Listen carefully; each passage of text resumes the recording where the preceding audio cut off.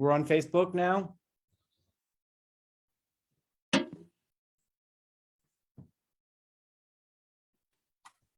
We are now live on Facebook.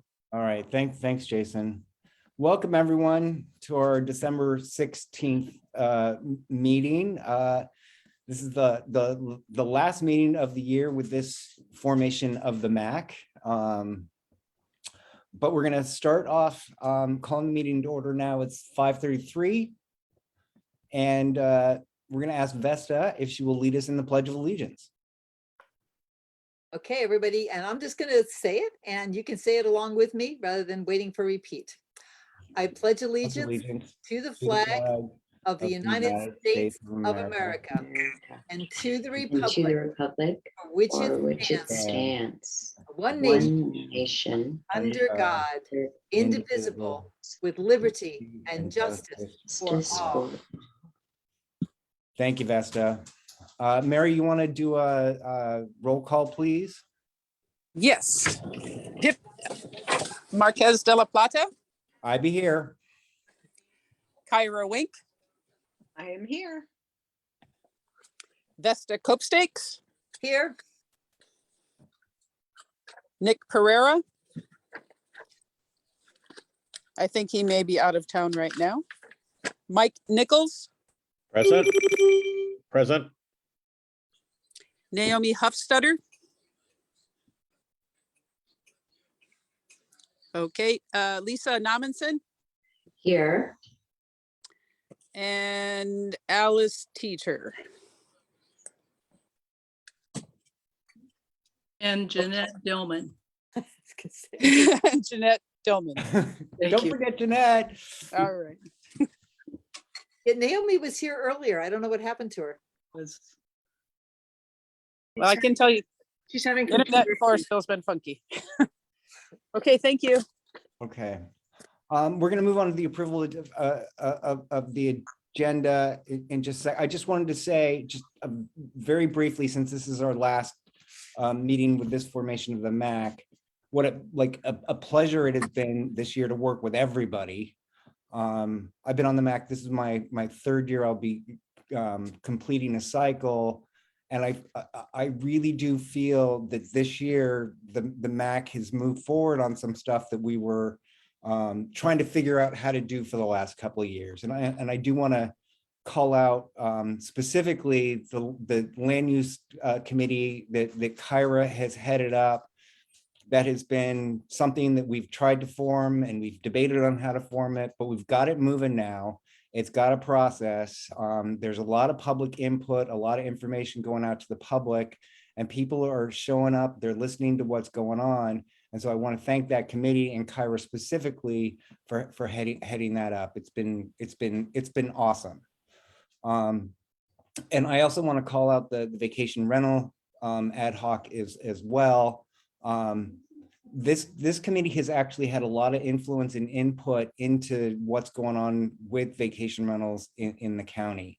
And the partnership that they've had with Permit Sonoma, and specifically Gary at Permit Sonoma, has been really invaluable. And there's been a lot of give and take back and forth. That committee has made a ton of progress over the last couple of years. I mean, then we have trash and other stuff going on, but those two committees to me are doing what this MAC was intended to do. And I feel like we've made some progress this year in making stuff actually happen, getting input from people and influencing people at the county to hear what we have to say out on the Russian River. So I want to thank all of you for that. And it's been great this year working with you. Okay. That's enough of my babble. I also want to point out that Jeanette, this is your last meeting, right? Jeanette's been on the MAC for this is her third year, and she will not be on the MAC in the upcoming 2021 calendar year. And I want to thank Jeanette for her service on the MAC, for her leadership last year as chair.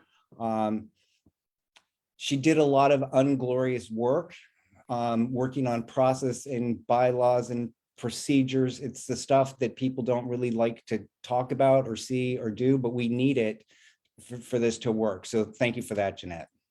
I would like to make a statement Okay, that's very brief and to the point. I have to read it because it goes better that way. This has been an interesting experience during interesting times. After numerous Zoom meetings, I've come away with a better, broader understanding of how the bureaucracy functions and what the major county issues are. From the MAC, I have a better understanding of our local issues. Although we have many major internal issues, I believe we're moving into a new era, corporate takeover.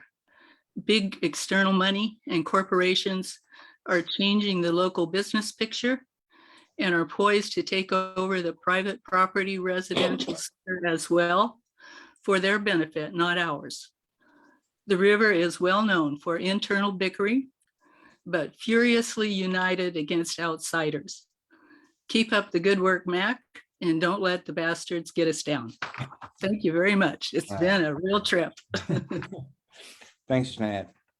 Okay, we need to move on to the approval of the agenda. I will just say one thing. We're going to move one item up, which is Bradley Dunn, because he's got to catch a flight at 6.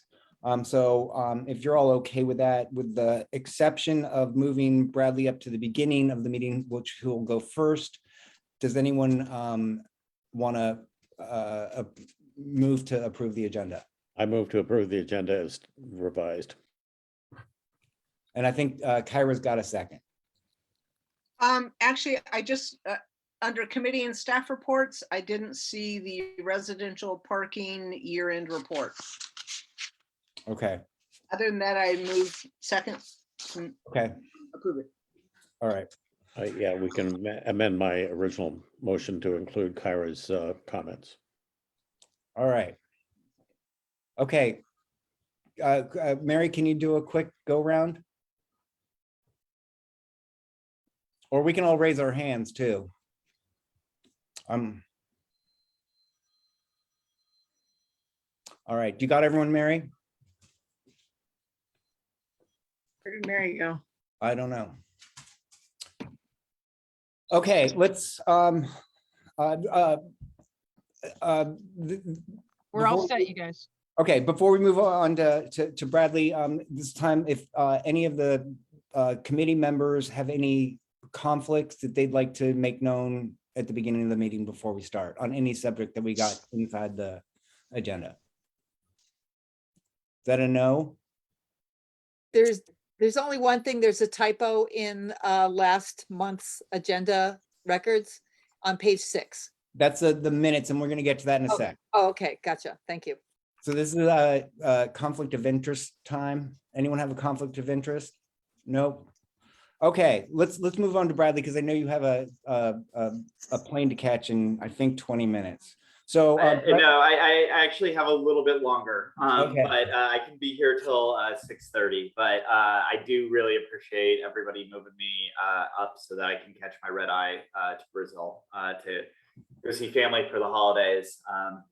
So I'm going to share my screen. But while I do, I will just say my name is Bradley Dunn, and I'm really happy to join you guys today. I started working for the county as the policy manager at Permit Sonoma a little less than a year ago. And one of the charges that I have is special events and kind of reforming our special events ordinance. I know that this is a topic of great interest in West County. And so I'm really happy to be here tonight and hear your feedback about our program and what we should be thinking about as we move into drafting a new special events ordinance. For a little bit of background, we have 4 project goals that we've kind of identified. The first one is to make events in the public right-of-way safer. The second one is to improve the community event calendar so that event planners can minimize conflicts, and then making events more sustainable with waste diversion requirements. And then finally, enhancing intergovernmental communication and collaboration. So for a little bit of background on the special events that we host here in the county, before the pandemic, from 2016 to 2019, we averaged 55 events in the right-of-way. The fire marshal also permitted 108 special events on private property. And, you know, a lot of those were athletic events, which is something that people have great interest in. And 7 of those athletic events had more than 200 or 2,500 people.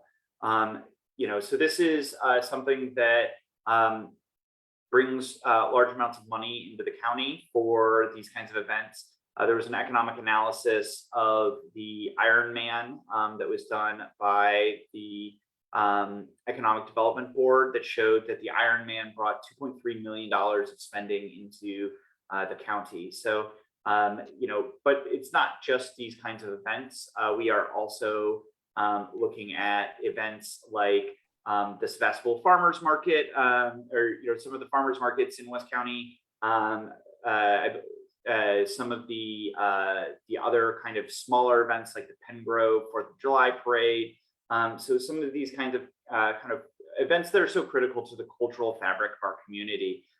So we want to be able to have an ordinance that fits all of these kinds of events.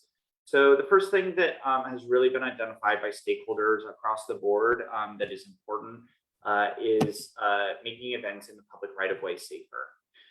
So, you know, the first special events ordinance was written in the 1980s, and then it was updated in 1993, which since 1994, the county's population has grown 25%. We've also seen a dramatic change in traffic patterns in the county. The county's last travel decision survey showed that people on the weekends, when these kinds of events are often happening, are folks that are driving further and more from outside of the county. So people that know our roads less and are less familiar with terrain and, you know, what's kind of going on in the county. So that kind of with, you know, with the fact that under the current ordinance, bicycling events that follow the California Vehicle Code don't need a permit. So a bicycle event that, you know, a bicycle ride that's got 1,500 riders under current ordinance doesn't need a permit. And so we found over the last several years that that's kind of an untenable situation. We know that unpermitted events prevent collaboration with law enforcement and first responders, which is necessary to protect public safety. So, you know, what we've heard from our fire, you know, our partners in fire districts is that they're getting wind of special events, you know, very late in the game because they don't have a permit. And so it's challenging for them to get people on standby, to station different, you know, to station trucks and, you know, responders in different areas to accommodate special events. And, you know, permitting also, you know, allows agencies to recover their costs. So if there isn't a permit process, you know, the extra costs that are incurred by those agencies are borne by those agencies, not the permittees, if there is no permittee. So we're really looking at making sure that we have a new process that does put a threshold on some of these bicycling events and recognizes that while many of these rides are charity rides and raise money for a wide variety of causes near and dear to many people's hearts across the county, that they still are, you know, a private use of our public right-of-way. And so we should be cognizant of that. So we're looking at different thresholds and different potential ways of limiting the number of bicyclists that an event would have before it would become an event that needs a permit. One of the reasons why we're doing this is we don't want, you know, me and my friends are out there riding our bikes to need a permit, but we do want the large events, the, you know, events with 500, 750, 1,000, 500 people to be, planned and coordinated with staff. So we are looking at thresholds that involve requiring any event that has a timed component or awards a winner. Those are primarily races, which we do have some of, though most of the large events are rides, not races. Applying the current 50-person limit for other events to cycling. We've heard a lot of stakeholders in the bicycling community that suggest that that's a very, very low threshold for things like the bicycle safety classes that they're doing. So currently we're we've heard from bicycle advocates. The Bicycle Advisory Committee passed a resolution calling for a 500-person limit, but we're potentially looking at something more in the 250-person range based on our conversations with several of the cycling clubs. Requiring all events that participants pay for be permitted. So that's anything where there's an entrance fee rather than I'm just a member of a club and I ride with my my community and my friends. And then some combination of these restrictions, suggestions from the board and other stakeholders as to where we should end up and land in this process, we're considering along the way.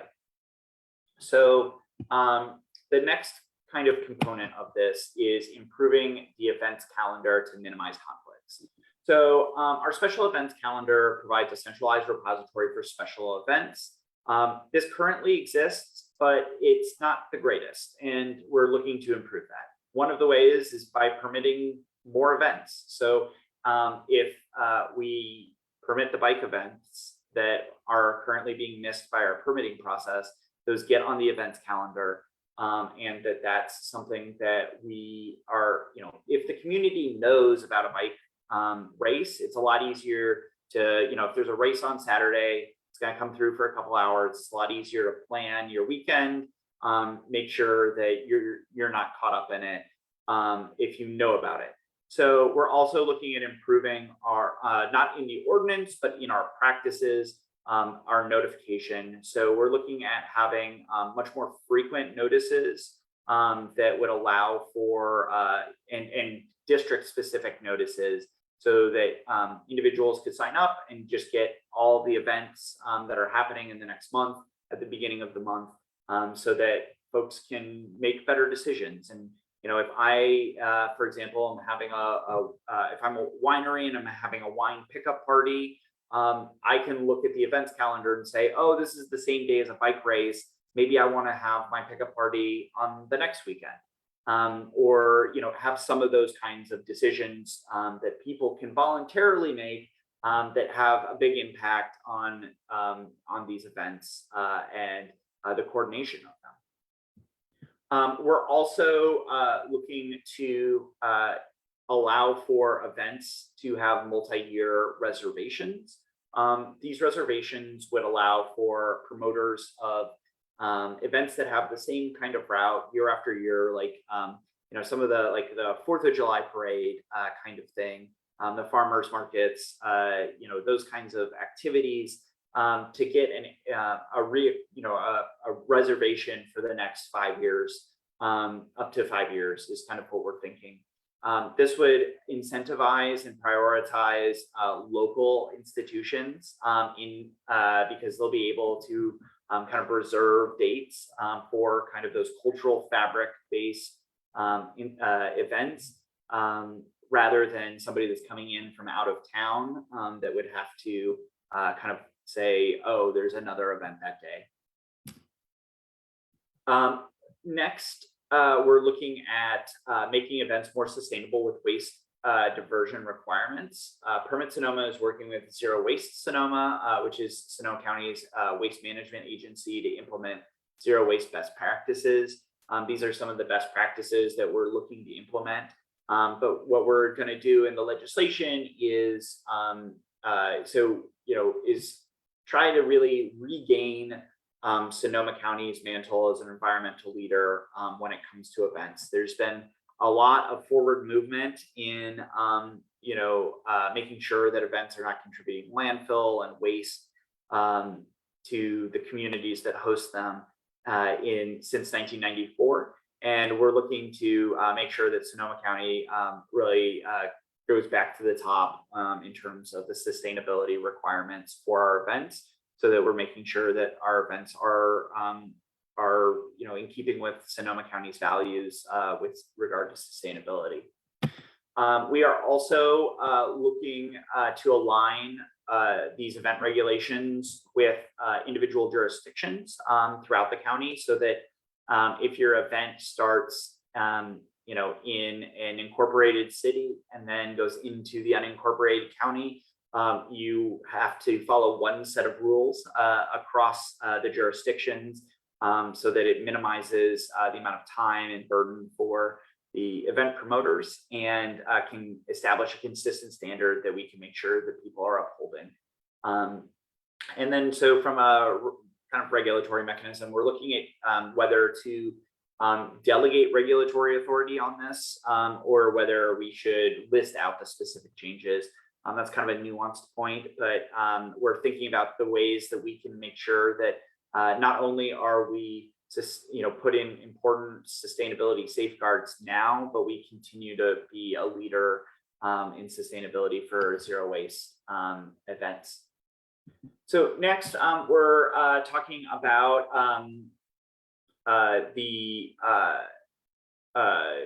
we'd like to talk about intergovernmental communication collaboration.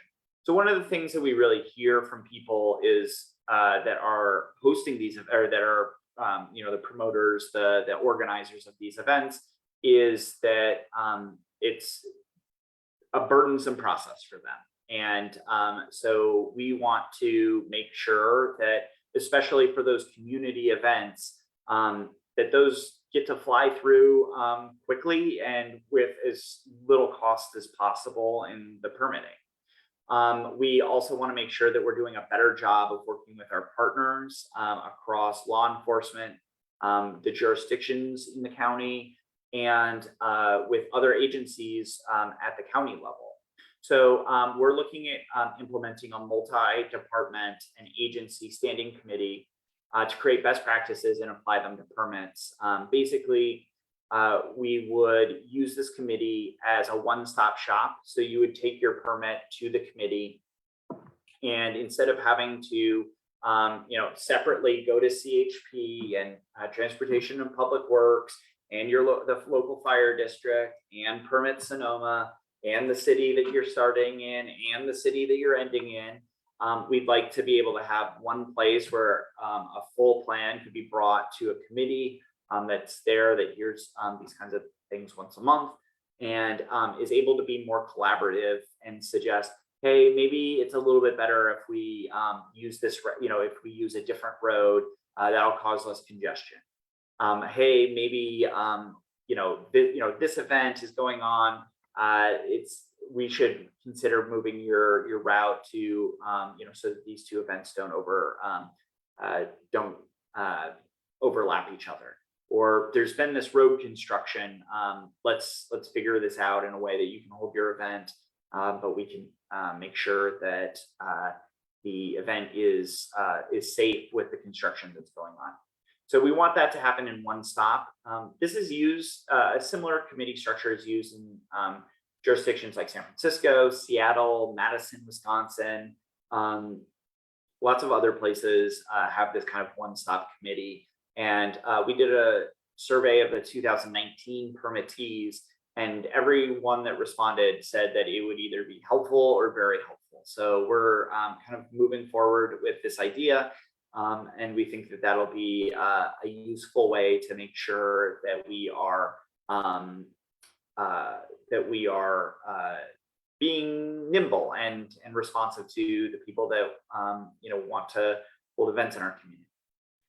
So we have some questions that we are kind of asking and would love to hear feedback on. The first one is, what thresholds are, for permits for bicycling events should be implemented. Of that list I showed you earlier, we've had a lot of meetings with different bike stakeholders, but we're having those with community groups as well, to kind of make sure that we hit the right balance between, me and my friends would like to go for a bike ride, and this is a 1,000-person bicycle event. We know that it should be somewhere in between those two things. So we'd love to hear your feedback on that. How long in advance should applicants be able to reserve dates? And should there be additional requirements for reserving those multiple dates? And then, any guidance on the operation of the Intergovernmental Committee or any kind of other areas that the MAC would like us to consider. So I'm going to kind of leave that up for questions and comments. But before we do, I just wanted to say Q4 of this year, we're doing our community engagement and identifying our internal process improvements that are going to accompany the ordinance. And then next quarter, we're going to draft the ordinance and then go to Planning Commission and then the Board of Supervisors.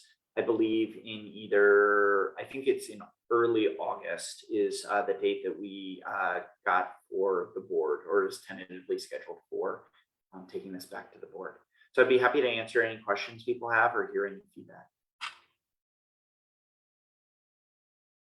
Oops. Thanks, Bradley. Anyone on the MAC have any questions or comments for Bradley? Yes, Vesta. I appreciate this because we started this a number of years ago around bicycle events happening at the same time as wine events out in the country, and the single roads with barely enough room to pass traffic. So I love the part about the coordination of the different entities. That's wonderful. And since we had talked about a calendar, it's technologically more possible now than it used to be. So I would say that you're heading in the right direction. Thank you very much, because we live in an area where it's very, very hard to live as a resident in the middle of all this commercialization of our tourist attractions. So thank you for coordinating it. I'll be very interested to see where this goes with the ordinance. Lisa, you had your hand up? Indeed, I did. Bravo on that presentation. It was wonderful.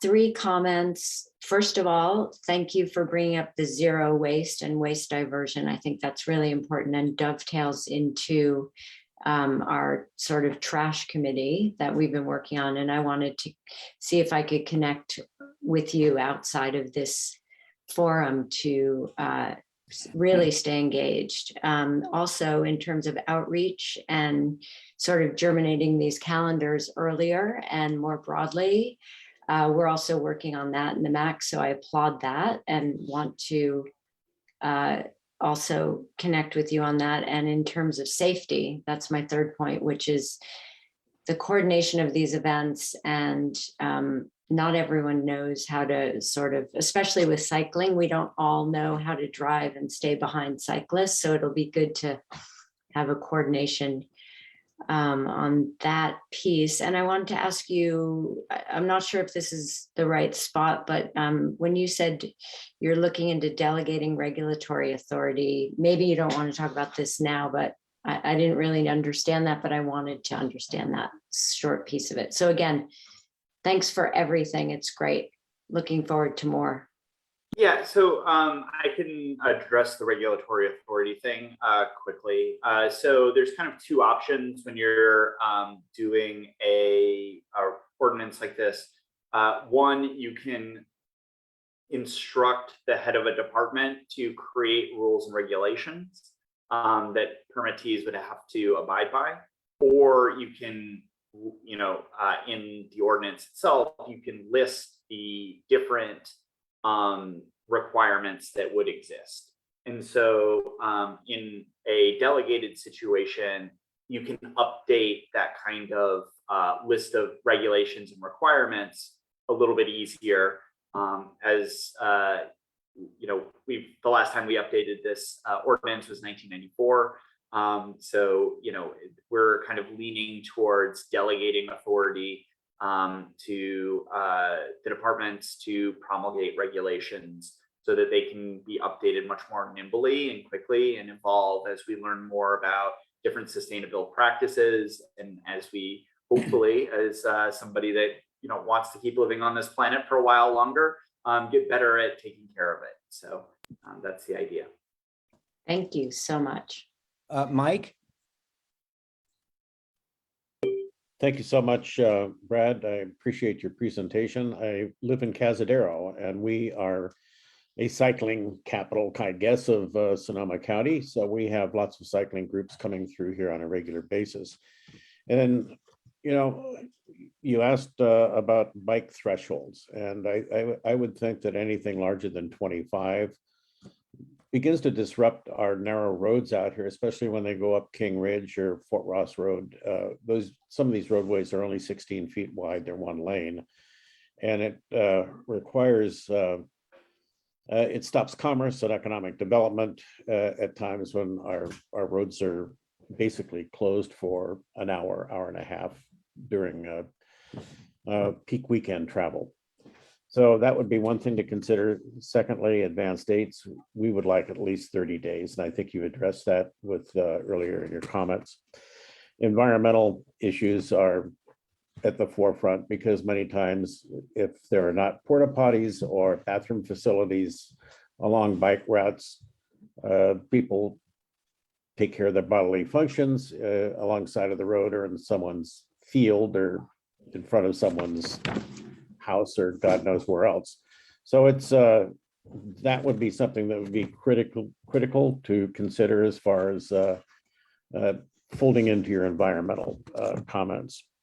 And then as far as the committee organization, as long as we would have equal representation, in other words, so many of our committees, we look at what's been formed in the last year or so are one-on-one centric, and we need to have more representation in our rural communities. So I would strongly urge you to equal the representation so that folks here in District 5 are represented on your committee, because we are the ones that are totally impacted by many of these events. That's all I have to say. Thank you very much.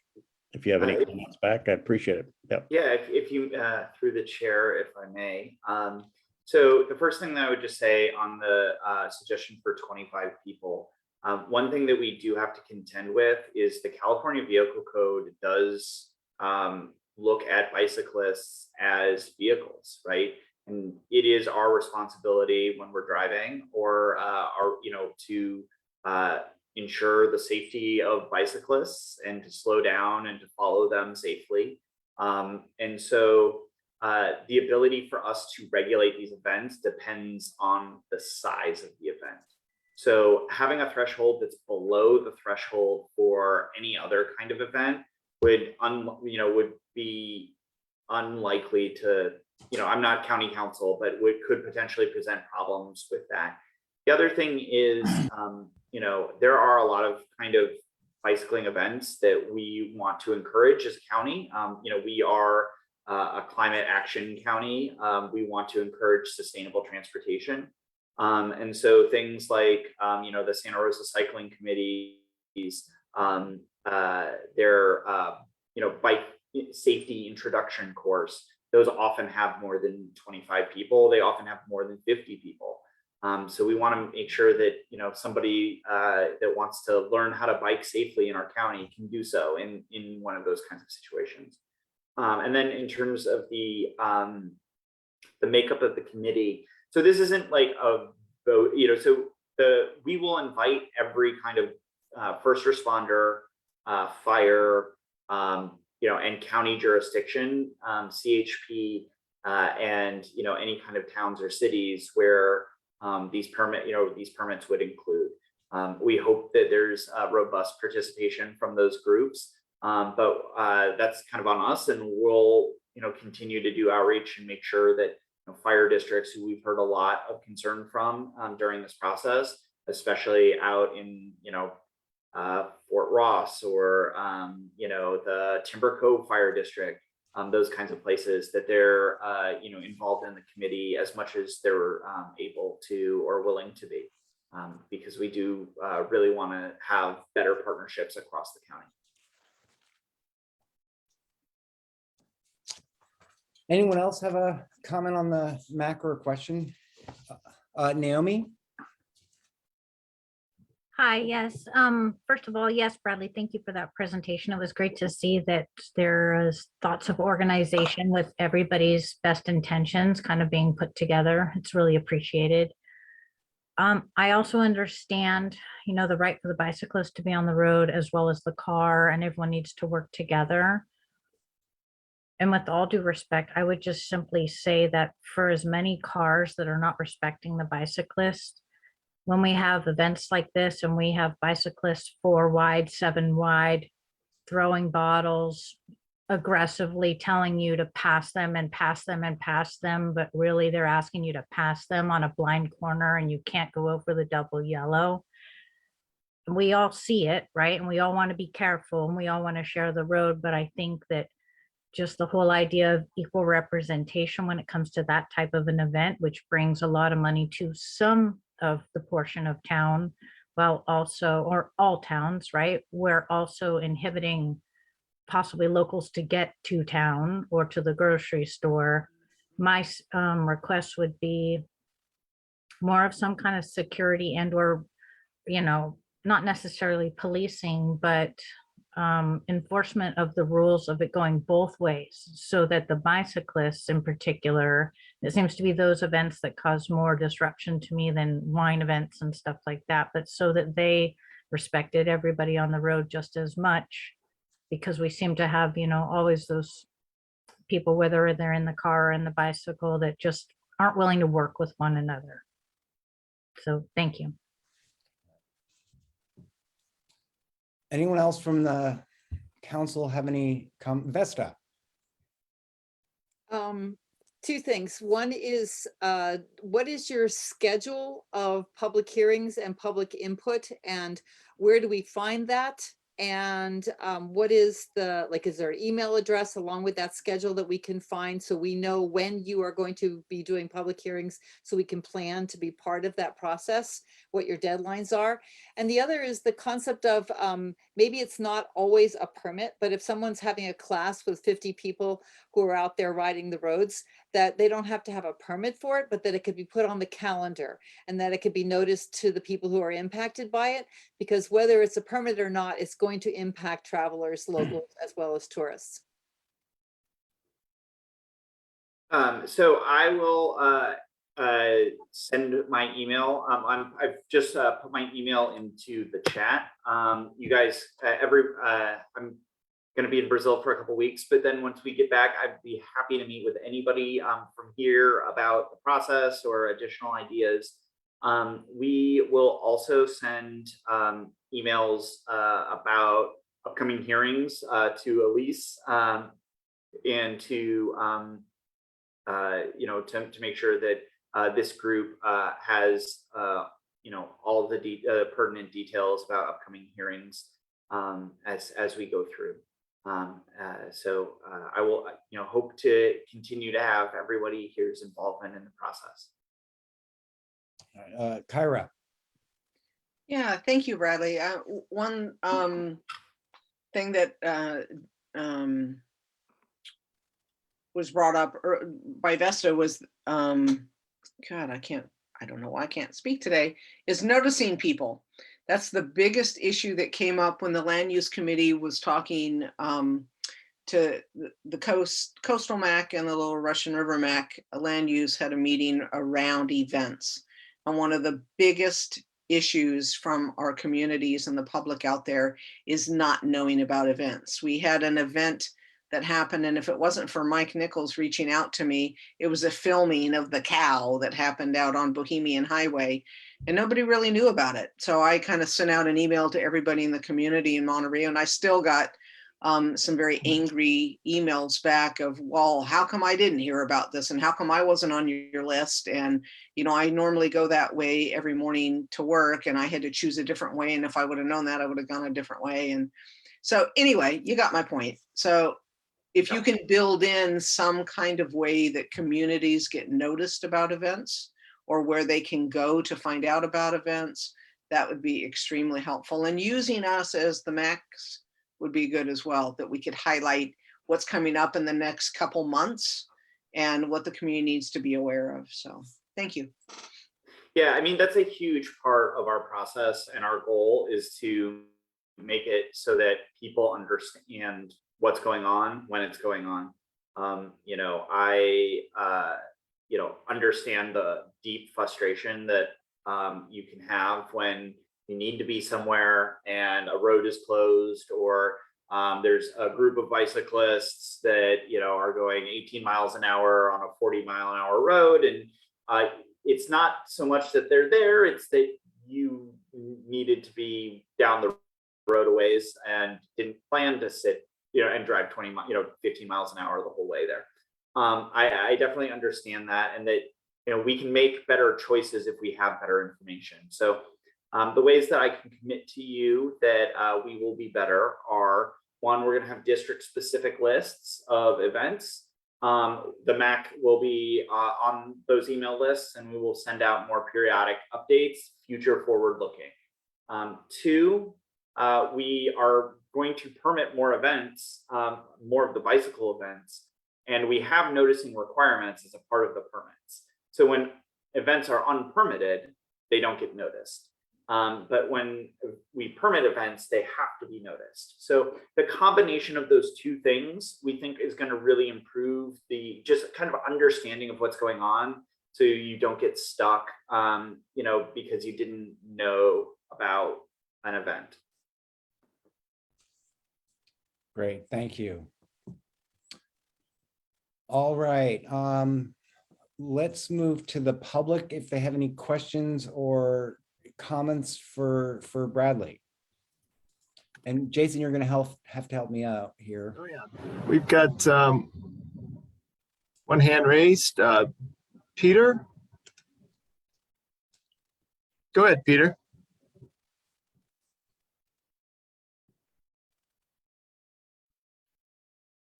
Peter?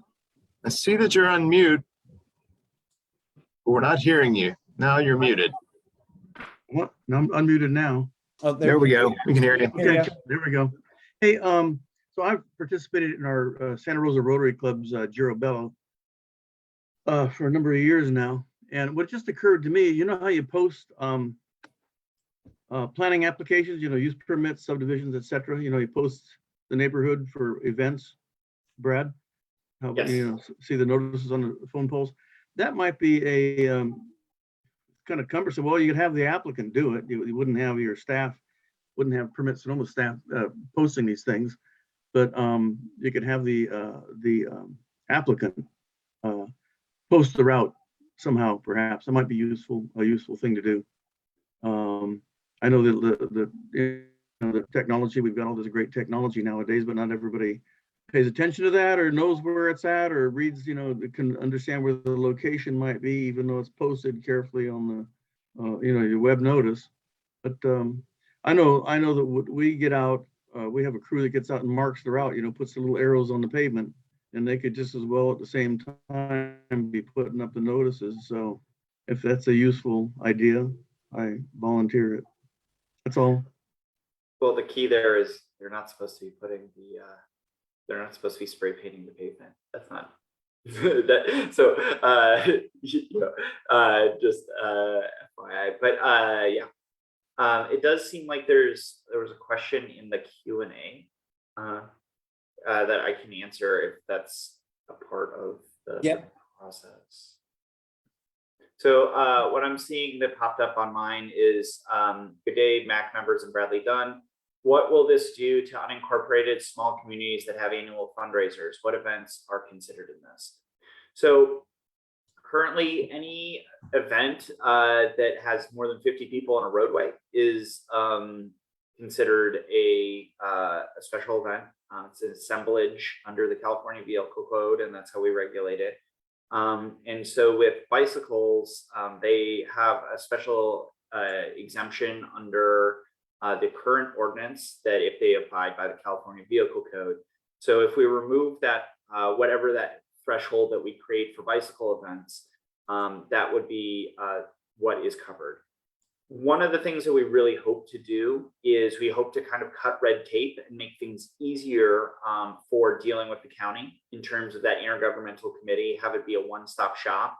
so that we can reduce the amount of staff time that is spent on these applications, because one, they're not, it's not a fun process for us, but two, it's, our fees are based on our staff time. So we do expect, we do hope that if we have a process where we reduce the amount of staff time needed, that can also therefore reduce the amount of cost recovery we have to do for that staff time. So we hope in the long run that this makes it easier for those different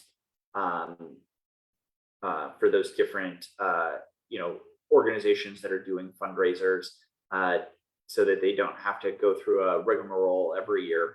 They can just have a reservation and have a check to make sure that there's not construction and their insurance is okay, and then it's the same thing as last year kind of thing. So we hope that that will save them money in the long run. Thanks, Bradley. All right. I don't see any more hands raised. Thank you, Bradley, so much for attending. It was really informative. I'm really happy to see this kind of coming together after what, 17 years of the same regulations that have existed.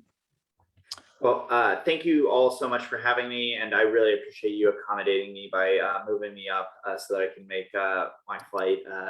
And thank you so much for your input. It's really meaningful and valuable to hear from people about the different challenges that different areas in the county have with the events, so that we can really make an ordinance that works for as many people as possible. So thank you.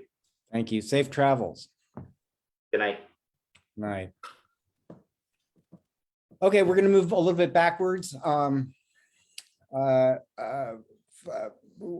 There is no correspondence. We can move through that. Consent calendar. We just need to approve the October 21st minutes, and you've all had a chance to read them ahead of time and give comments. So I'm looking for someone to move to approve the minutes. Okay, we got Kyra's hand up. A motion to approve the minutes. There is a typo on page 6 that should be corrected. Okay. I make the motion to approve the minutes with the correction as Vesta mentioned. There we go. Okay, I'll second that one too. Okay. Pip, I'm Okay. really sorry. Quick point of information or order. I saw some typos and sent them over to Mary without copying everyone. Like, what is the proper procedure for that? I would like to know. On the like Typos on the minutes when you read them. Mary is like, for that kind of stuff, Mary is the most important, but just as a general rule of thumb, send it to the chair, to Mary and Elise, and then we'll make sure that it gets tidied up. Okay, thank you for that. And Okay. All right. Do we want to do a raise of hands to approve the minutes? I think I'd say everyone's hand. Oh, there's Avi there. Hi, Avi. Okay. You got all that, Mary? I do. Okay. So is there any public comment on items that are not on the agenda? And this is for comments for items that are not on the agenda. If it's on the agenda, we'll get to it in a few minutes. I don't see any hands. Have any hands raised, Chair? Okay, so we're going to turn it over to Supervisor Hopkins, who's going to give us a little update on a couple of things. One is the 2022-2023 representative selection announcements, and she's going to talk about the redistricting process and where we stand on that. And I know a lot of us have been talking about that out here, so it'd be good to hear about that as well. So Lynda, you want to go? Absolutely. First of all, I wanted to, I think he's already jumped off, but say a thank you to Bradley Dunn. And Pip, to your point about 17 years, I have definitely been asking for this from Permit Sonoma for the 5 years that I've been in office. And so I'm really excited to see those event regulations coming finally. Well, I don't know if they're across the finish line yet, but at least sort of, we've had the starting gun and we're in the race, right? One thing that I did want to suggest and just mention as a follow-up to Bradley's presentation is that this is a very sort of, I would say, politically hot topic. There's been a lot of advocacy from the cycling organizations. They came to the board meeting and they've sent out letters, and I think they're really sort of mobilizing folks. And I think it is really important to uplift the voice of the rural communities. So this is something that, the land use committee wanted to get together on, or I think some kind of formal commentary from the Lower Russian River MAC would be really important, because I think all the things that you were saying are the things that I have heard from constituents over the last 5 years.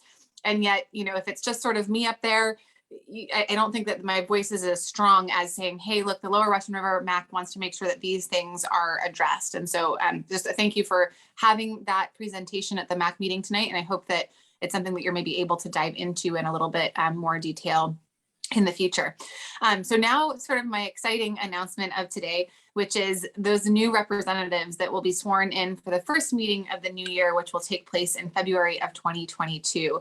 I also want to thank our retiring Pocket Canyon representative, Jeanette Dillman, for her service and also for her chairship last year. So we will definitely miss you, Jeanette, and are really grateful that you were part of really the formation of this organization, which I think now is on a really solid footing to move forward into the future on these really critical topics. And thank you for your parting words and remarks as well. So from Forestville, we've got Vesta Copa Stakes, and even though I know everyone knows Vesta, just for the record, I'm going to share sort of the bio. So bear with me, even though everyone knows Vesta. Vesta has been a community leader in Forestville and in Sonoma County for her many years. And most of you know her from her work as publisher of the Sonoma County Gazette, now retired. She is a current member of the Lower Russian River Municipal Advisory Council, where she chairs the Vacation Rental Committee and serves as a CAG liaison. Like many of us who live here, she values what we have and wants to protect what makes us unique. That includes our sensitive environment, as well as our intimate towns, small schools, and bedroom communities. She believes preserving what we value is how we will keep this place feeling like home. So thank you, Vesta, for continuing to serve.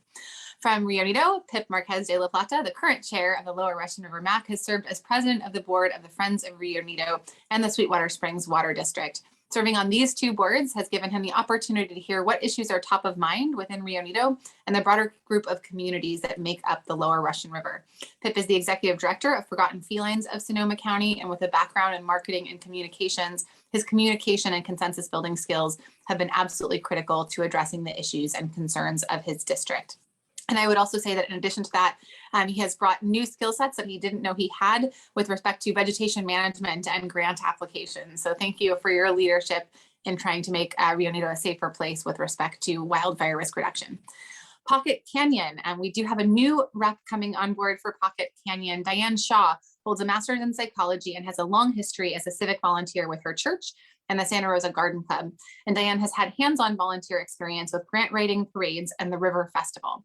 She is looking forward to keeping in touch with her neighbors, learning their needs, and making sure that Pocket Canyon is represented fairly and accurately. And they do have an announcement also about the Cazadero team. And I also would like to thank and acknowledge Mike Nichols, former chair of the Lower Russian River MAC, for his service. So we are actually going to have a changing of the guard up in Cazadero, which will mean that Mike Nichols will be moving into the alternate position, and Tony Goodwin will be taking over the representative role after serving as the alternate for the past year. I don't have Tony's bio handy, but I will make sure that I get to highlight him when we swear him in formally in February. And with respect to Mike, I'm not sure that I could actually do your biography justice with respect to the number of committees that you serve on, but on the fly, I'm going to thank you for your tremendous advocacy for rural broadband, because if there's one person that is known both by our federal elected officials, our state elected officials, and pretty much everyone in local government, that name is Mike Nichols, and he has been a champion of rural broadband before rural broadband was cool, because now suddenly everybody's talking about it, but there were years and years and years when no one was talking about it except for Mike Nichols. So, really thank you for your advocacy, and also appreciate your service on Sonoma Clean Power, and your work, of course, at the Cazadero CSD as well, and your service to always standing up for the needs of Cazadero.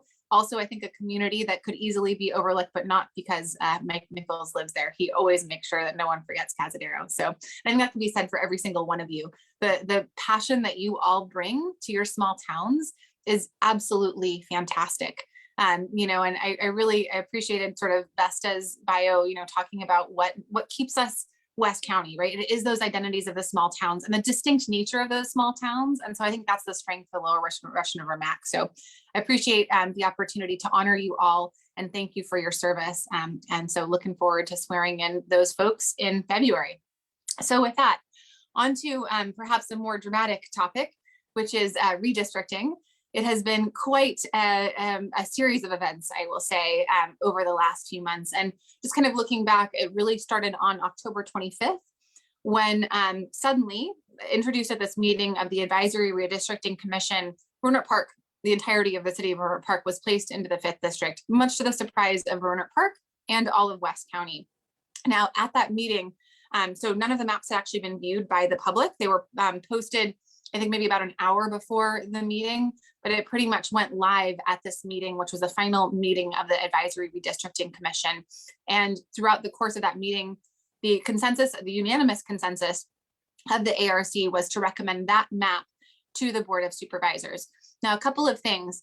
Of the maps that were submitted and sort of from the consultant, which is a consultant called NBC that's based out of Arizona, for the consideration of the ARC, that was actually the only map that moved the entirety of Roseland and Moreland into the 3rd district, which the ARC felt was a very, very important equity principle. And I heard frustration from a number of ARC members that they did not have multiple options that met that objective. But the only map that met that objective was actually the map that moved Rohnert Park into West County. That happened on October 25th. I would sort of say that the resounding, overwhelming response from both Rohnert Park and West County was negative. Rohnert Park actually sent out a nixle attacking the idea and encouraging residents to speak up. It literally said, we would inherit the West County supervisor, but wait, there's still time to change this. So it was a very, and they also asked sort of, you know, what does the Sea Ranch have to do with Rohnert Park? Where is the Sea Ranch anyway? It was a very tongue-in-cheek nixle, I would say, which is traditionally a channel that has been reserved for public safety announcements and critical, you know, events in the community. So anyways, clearly not happy from Rohnert Park. Also, the Rohnert Park City Council sent a formal letter in opposition and discussed it multiple times at their public meeting, raising substantial concerns. And I also had a lot of sort of less dramatic and much more thoughtful back and forth discourse with a number of the Rohnert Park City Council members. I spent many hours on the phone with former then Mayor Gerard Giudice, then Vice Mayor Jackie Elward, who is now the mayor, as well as Council Member Willie Linares, and just sort of heard their thoughts and their communities. And they, you know, in particular, Jackie and Willie felt as though their communities would really be disenfranchised by including them into West County. Then on the other side, I was hearing from rural West County residents who are extremely concerned about being disenfranchised by the inclusion of a very urban voting center into West County. So long story short, it then went to the Board of Supervisors. At the first Board of Supervisors, 3 of my colleagues voted in favor of the ARC map, which placed Rohnert Park into the 5th district. At the subsequent meeting, after sort of receiving additional feedback from the community and getting new maps from the consultant, actually the board then decided to go back to a Rohnert Park split map. At that point, new lines were drawn in the city of Santa Rosa that then the city of Santa Rosa was very upset with.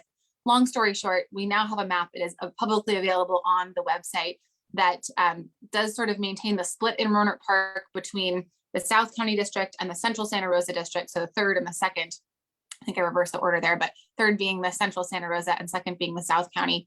And then essentially the 5th district now picks up Northwest Santa Rosa and sort of a little bit of sort of South Santa Rosa, just kind of around Moreland. So just sort of below. And actually, interestingly, now the 5th district stretches all the way to the rural properties across the street from the Grayton Casino, but does not go into Rohnert Park. And then we are west of the railroad tracks in Santa Rosa. So the railroad tracks are kind of the new dividing line for West County. So that was a lot of more information probably than you wanted to know, but I wanted to give kind of the play-by-play. It was a very iterative process with a lot of feedback and a lot of, unfortunately, sort of emotions and things. So, but I'm happy to answer any questions about that. A couple more quick items and updates. So we're going to be talking about this a little bit later, but I do want to just mention that on Tuesday, the Board of Supervisors did approve $305,000 for district formation funds, of which half will be going into the 5th district. And we'll be talking about that on a regular calendar item a little bit later. And we are also working, thanks to the hard work of our parking committee, on actually starting, we're just getting through the process with the CAO's office to try to create a contract with CHP to do some stepped up enforcement over the summer with respect to parking tickets. So this would hopefully, even though it would only be like 4 hours, a day, or like it's a small amount of time, but I think those tickets are actually going to have a big impact. And so if they're able to sort of concentrate their resources in one town, one weekend, and then other one, word will get around that you really can't be blocking in people's driveways and you can't be parking illegally. And we need to make sure that we're respecting the rights of way. So I think that's all the news that's fit to print, and I'm happy to answer any questions. Thanks, Lynda. Anyone on the council have a question or comment? Kyra. I just want to wholeheartedly thank Lynda for championing that contract with CHP. There was a lot of disappointment in the parking enforcement whole permit process, and this will be welcome news to all the beach communities in the Lower Russian River. So thank you so much for not losing sight of that. Mike. And Supervisor Hopkins, I also want to thank you for the ARPA funding for broadband, which was allocated on Tuesday's meeting. That was another marathon meeting starting at 8:45, lasting until, what was it, 4:30, when 5 o'clock when the meeting ended. But it was a long day and we stuck it out because it was very, very important for all of us. But mapping was successful. I think that as many of you have said from the dais, this mapping isn't perfect, but it's a map, and that's where we are. And I think we've got something that is workable for all of us here in West County. So thank you very much for your advocacy. Anyone else on the council have a question for Lynda? I do. So, I know there was a lot of stuff, but we have a map now. What do you think, how do you think this map is going to change how things are going to work in some ways, both from a Lower Russian River specific kind of thing? Now you've got part of Santa Rosa, you've got other things, and things have shifted around.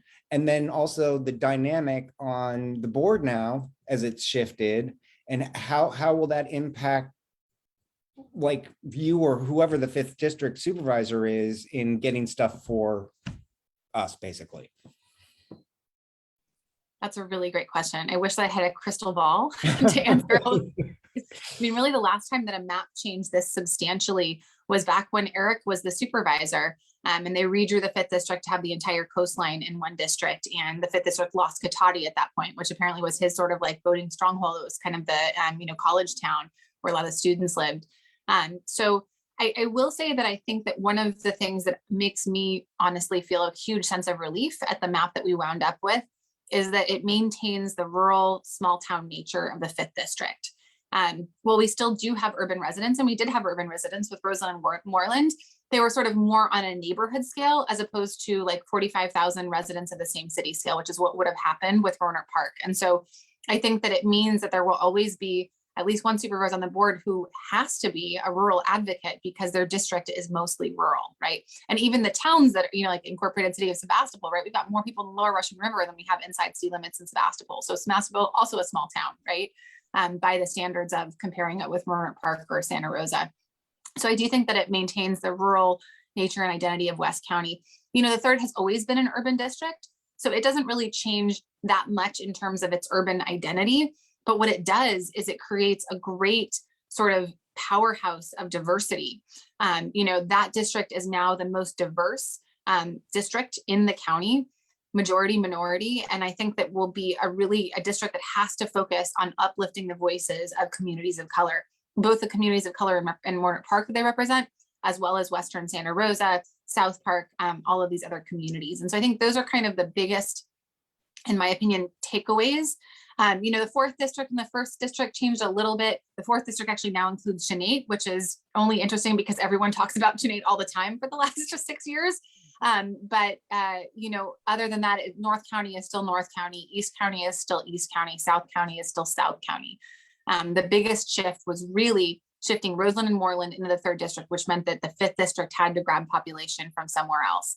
And even we could almost like take in, all of sort of unincorporated Sonoma County and still not have, enough to be, just one district. So, I think the map, in my opinion, really does follow the equity principles that were developed by the ARC.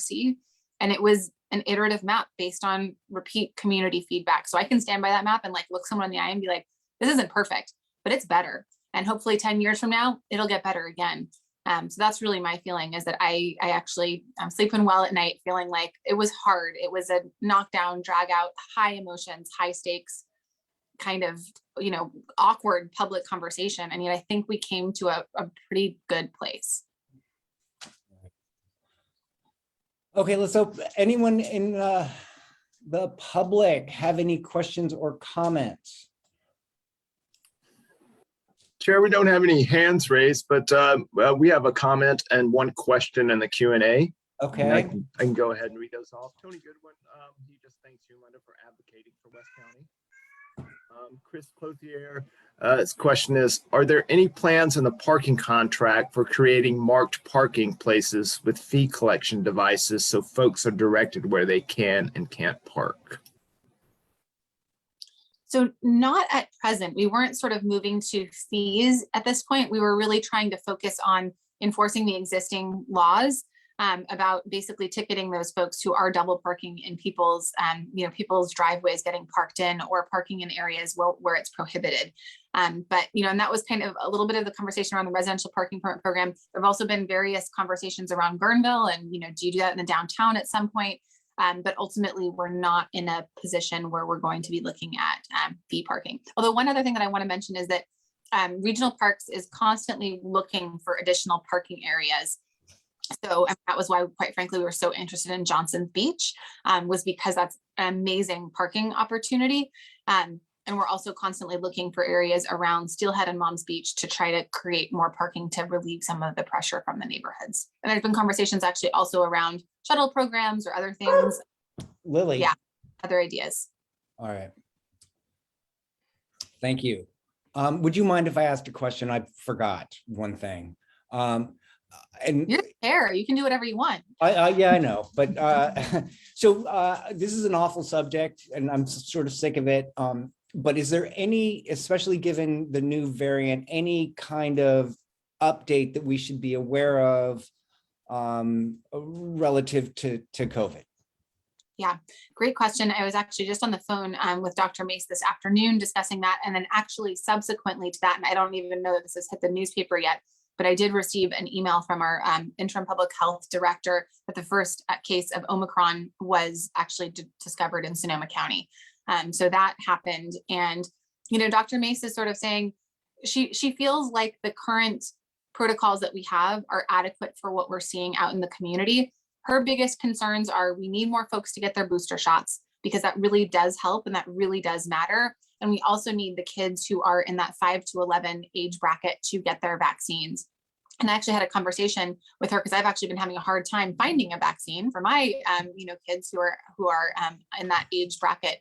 And so we talked about, trying to make sure that all of the different medical providers are making it available and making it available in places and times that work for us. And I believe actually, Mike, I even had a text message from you about the need for off 101 vaccine clinics as well. So that's definitely something that I'm going to work on. I didn't get to read it yet, but I saw that come in. So right. Get your booster if you haven't. That's really important. And that is actually increasing the protection against Omicron and other variants. All right, great, thanks.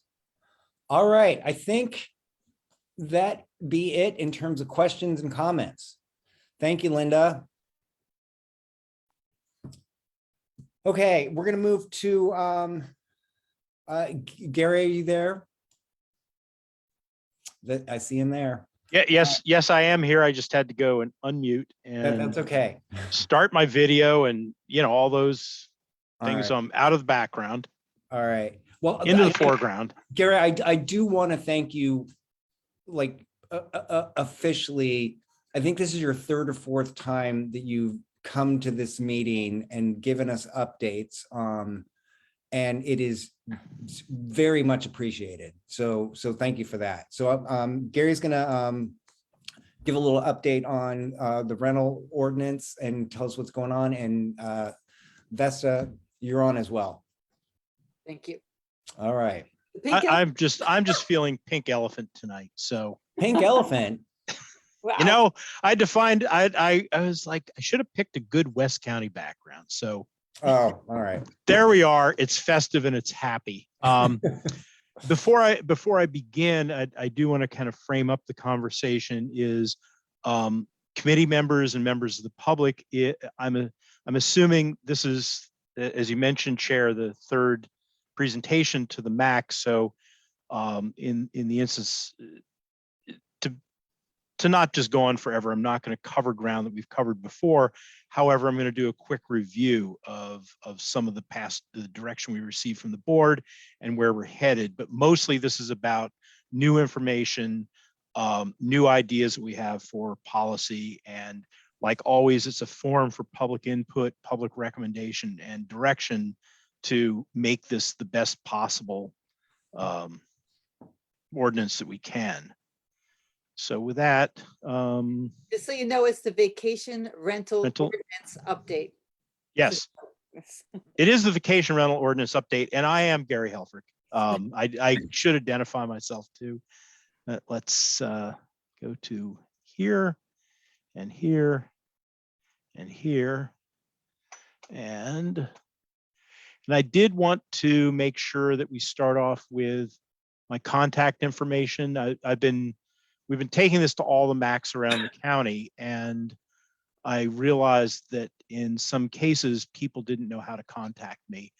So this is where you would send any comments, any recommendations on the vacation rental ordinance.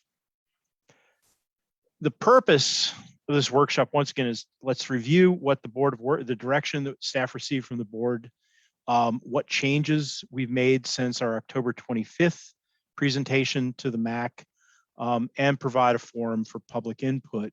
And to remind everybody that the draft ordinance now has a date for the Planning Commission, which is January 20th of next year.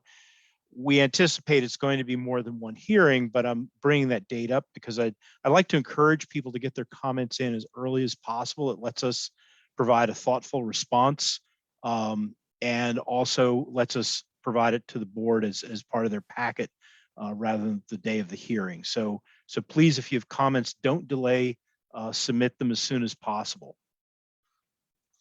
So when we did the workshop before the board gave us very clear direction to do as much public outreach as possible. That we're developing this ordinance by a slightly different process than we have in the past, which is rather than just start off with a draft ordinance, we're starting off with public outreach and a workshop with the Planning Commission that's already happened.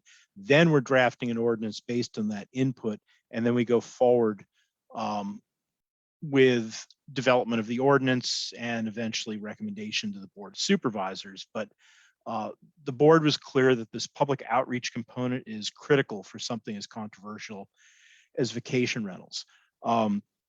We were directed to do a study on the impacts of housing, a new study. There was a study in 2015, and we hired Dr. Robert Eiler from Sonoma State because we wanted to hire a local economist to do the study. And I'll give a quick overview of the findings that Dr. Eiler had as part of this presentation.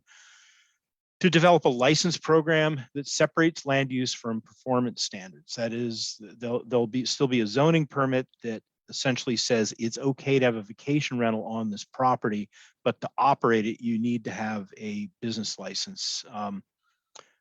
The reason that we didn't just totally replace the zoning permit with that we're doing in addition to, as opposed to replacing the existing zoning permit, County Council really felt that it would be fairly awkward to separate into two pots the performance standards and the land use standards.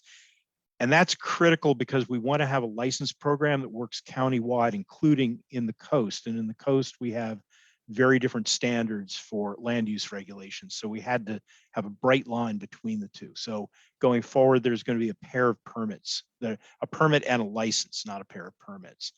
The big one that we heard from the board, from the public, from everybody is Permit Sonoma needs to do a much better job on their application process, on our enforcement process, on handling complaints, and on neighborhood notifications. We heard that loud and clear, and that's an internal process improvement that I'm going to report some progress that we've made and what we're planning on doing. That's independent of the ordinance, but I think it's really important that if you don't have those tools in place, the best ordinance in the world doesn't work if it's not fairly and equitably enforced.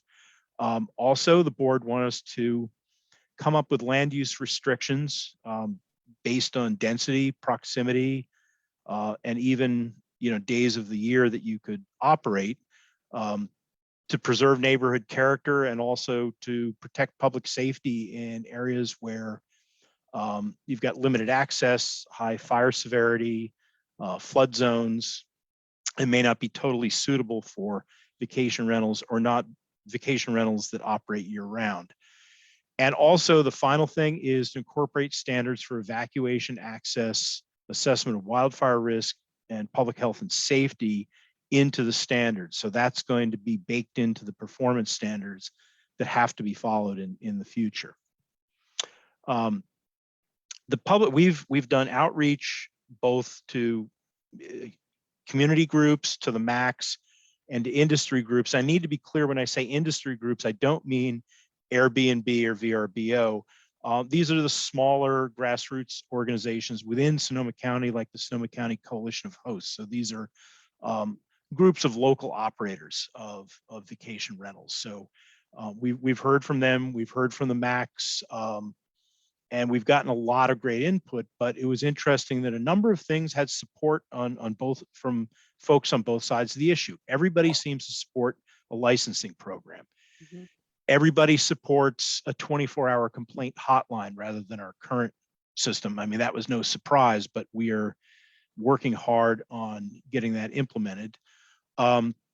Restricting the number of permits or licenses that can be held by one entity is something that both the industry groups, meaning the local groups, and citizens have felt as strong as is to do something to rein in corporate investors that might, hold a dozen vacation rental permits, have better standards to avoid impacting emergency response and evacuations, especially evacuation. I'm going to get into that in just a little bit. And try and integrate the X zones with limits on proximity and density. And that's still very controversial with, I think, the neighborhoods feel like we should increase these limits, and the operators feel that the impact is kind of overblown. And we have a couple of ideas that I'm going to present tonight, and we'd love to hear everybody's feedback on these ideas and limiting by proximity and density. So the first feedback we got was from Robert Eiler's report, and it was not really actionable. And this was kind of a disappointment for us, but it also appears that the task we gave him was fairly impossible given the data sources that exist. I mean, our big one is aligning demographic data to spatial boundaries that match communities doesn't really work because census tracts and blocks don't line up to communities, and that's where most demographic data is. Aligning real estate sales data with these boundaries also proved really problematic. And the final thing, which is this second point here, is there's so many things that influence the housing market, is teasing out the influence of vacation rentals independent of all the other big factors. And some of these factors, like the wildfires, push the market around so much that any other factor kind of gets, from a data standpoint, gets drowned out.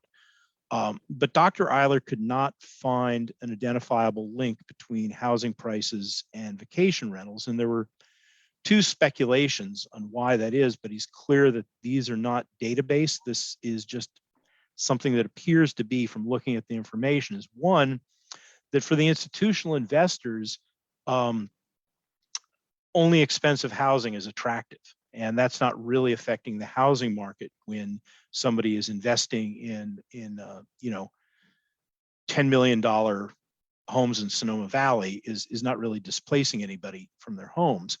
And the other thing is that, especially in the Russian River area, there is a huge number of homes that were being used as second homes, as family homes. And on the data, they don't show up as available housing units, because on our tax codes, they've got a tax code as a second home. So the problem with that is, of course, if you've got a family home and you've never put it in the rental market, and then you start to Airbnb it, well, that unit was never part of the market. So it was never available as housing. It's just being put to a different temporary use. But this is, we just have to present the data. The data is what it is. And we really couldn't find a strong data-driven connection between housing prices and vacation rentals. And we couldn't see any trends between the two. However, there's a lot going on besides just housing prices here. But it's important to know that we learned a lot about what is influencing housing prices in Sonoma County, and that part was fairly fascinating. And we were surprised at the influence that the wildfires had. We knew it had a big influence, but we didn't realize how big that influence was.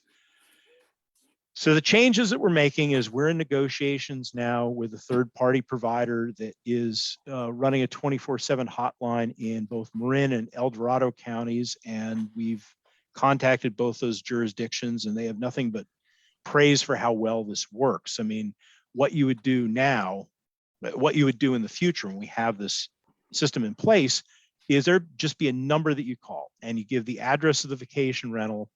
The call center takes care of contacting the property manager, having the property manager verify what action was taken, logging the response time. And if you, as the complainant, want to know what the resolution was, then they will call you back and see if the problem was resolved. The calls, it's similar to code enforcement, where you can't make an anonymous call, but everything is confidential, because if we end up in a situation where there's a court order to release records, we have to prove that, we have to demonstrate that this call actually came from a neighbor. But this has been a really effective tool in Marin County for enforcing their standards. And the final thing in terms of revocation of permits is this creates a permanent log of how many complaints are filed and what the responses are. And it also lets us separate out, is the problem the property manager or the property? Because right now, everything is on the property owner, and there's no responsibility on the part of the property manager. We don't even have a way to decertify a property manager who just isn't doing their job. That's changing in the new ordinance, but that was a big change and a big omission that we noticed.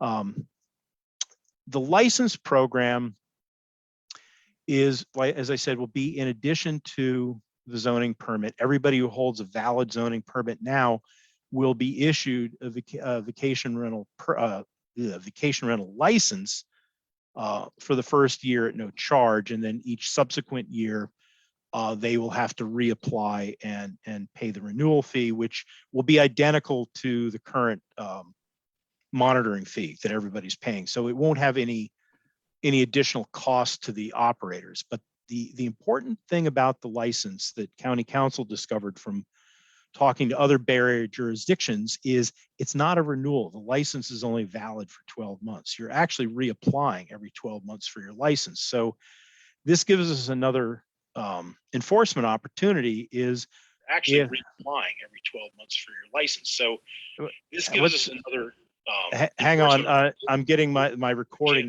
The recording was coming back at me. So this gives us another here. Hang on, I'm getting my okay. that stopped there. was good. I was hearing my own voice in a tape delay somehow coming back through the Zoom. It was a little bit distracting. But it lets us then every year we're going to review your complaint log, and if you're showing too many complaints and demonstrating that you can't really successfully operate your vacation rental, then we won't accept your application for next year's license. The other thing a license can do is let us take small incremental steps to sometimes get people who maybe just don't know what they're doing to start running their operations correctly. We can suspend a license for a small period of time. We can also impose civil fines for violations. So we have a lot more tools in the toolbox for enforcement than we do with a zoning permit, where it's all or nothing. Either you've got your permit and it runs the land, or we take it to the Board of Zoning Adjustments and revoke it. And to date, we haven't gone all the way through and revoked any permits, although we've got 2 now that are being scheduled for BZA. It's a lengthy process. It isn't that we don't have problems, but it's a time-consuming process to revoke a zoning permit.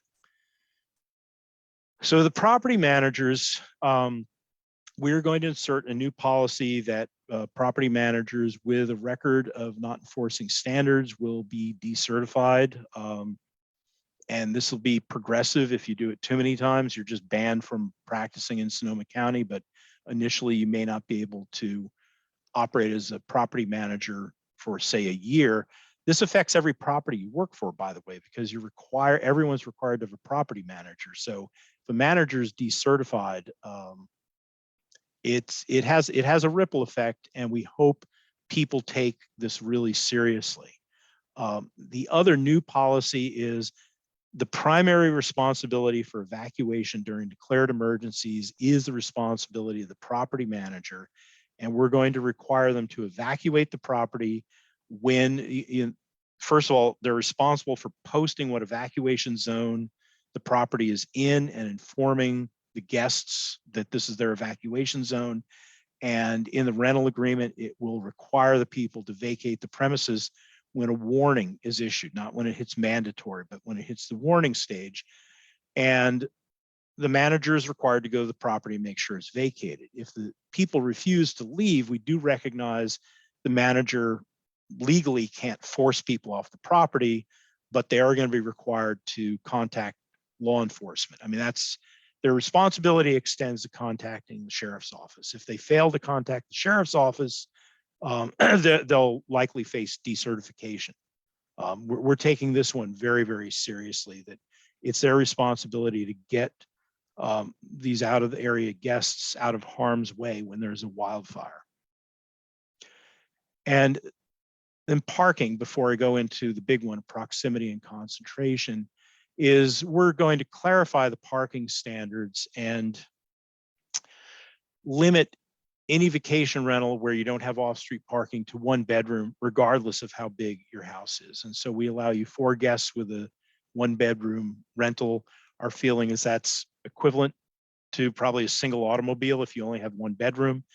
And when the house is being used residentially, it probably has at least 1 car parked there. So it's not an overall impact on neighborhood parking, except where the streets are narrow, that there is a county ordinance that prohibits parking within 6 feet of the road center line. So in some areas, in the terraces, Starrett Hill, parts of Rio Nito, the roads are not, well, actually where I live in Camp Meeker, let's just look outside here. The road isn't wide enough to be 6 feet off the road. So you won't be able to get a permit if you're in one of those areas, because that means you have no parking. You don't have on-street parking or off-street parking. And we're also going to stop the practice that we've seen happen a lot, especially in the Vacation Beach area, vacation rentals reserving parking spaces on the public right-of-way. It's public right-of-way. It's not private land, and it's not private parking. So that will also be in their license agreement, is that they cannot reserve space on public roads. And the off-street parking dimensions have to comply with the county standards. We've in the past found that sometimes the the operators are a little bit creative with the dimensions, and it has to be able to accommodate any reasonable vehicle size. It needs to be the same as the standards that we have for, any residential use. And this is the hardest one, is proximity and concentration. It's clear that there's a certain point where neighborhood character and public safety and public health sometimes is really negatively impacted when there are too many vacation rentals in one area. And the two tools that are used everywhere are proximity and concentration. Proximity is just saying, traditionally at least, that the rentals have to be a certain number of feet from each other. And this is a tough one to be effective in Sonoma County, because what would say work in Rio Neto would be ridiculous in Austin Creek. If you go from a place where you've got 6,000 square foot lots to where you've got 5-acre lots, the 500-foot setback may not make it to the property line even. So it does absolutely nothing in those neighborhoods. Concentration really works best for preserving neighborhood character, because that says there's a carrying capacity in each of these neighborhoods, and we will not exceed the carrying capacity of the neighborhood. But we need to use the proximity tool too to prevent the situation that we've seen occur over and over, both in the 1st district and the 5th district, where some residents ended up being surrounded by vacation rentals, that even though the overall concentration in the neighborhood is fairly low, if you're surrounded by vacation rentals, it really is affecting your quality of life and your enjoyment of your own property. So we feel these two tools need to be used together. And our proposal, and this is, I want to be really clear here, this is a very draft proposal that we're still working out. So we're looking for input on this. This is not something that we're necessarily going to bring to the Planning Commission in the way I'm about to present it to you. But we feel that with modern tools like GIS, we can have proximity be adjacency. That is, we would say you can't have a vacation rental. Vacation rentals cannot be adjacent to each other, and they actually can't be adjacent to the parcel that's adjacent to that parcel. This is easier to see in a picture. So this is quick snapshot of Rio Neto down by 116. So the southern part of Rio Neto, and I just picked it because that map was on my computer this afternoon.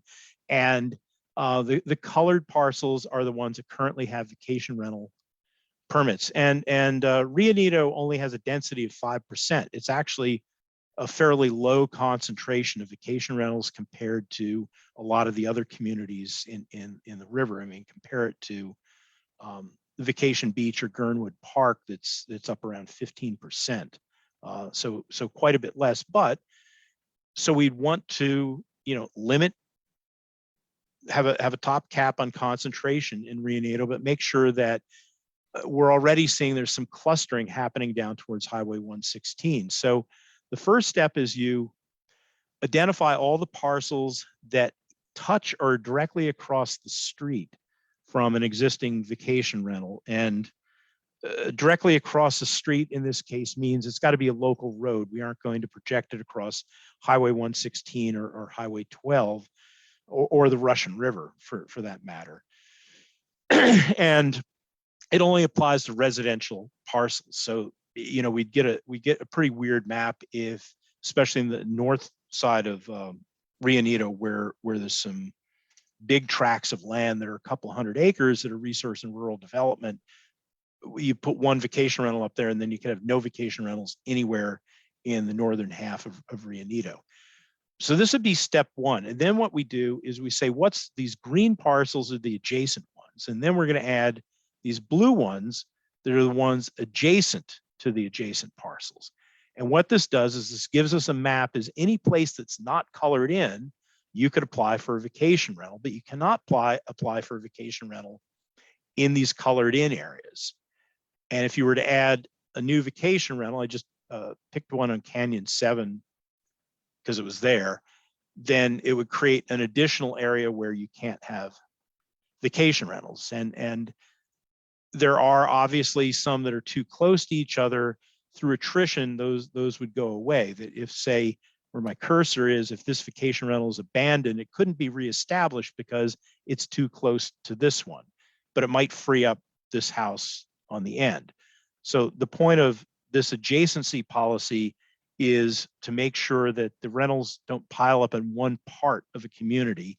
And the point of density is to make sure the overall number doesn't exceed the carrying capacity for that community. The difficulty, and we'll admit this right up front, is identifying the boundaries of each community. That's, we took a stab at that when we did the vacation rental cap ordinance last year.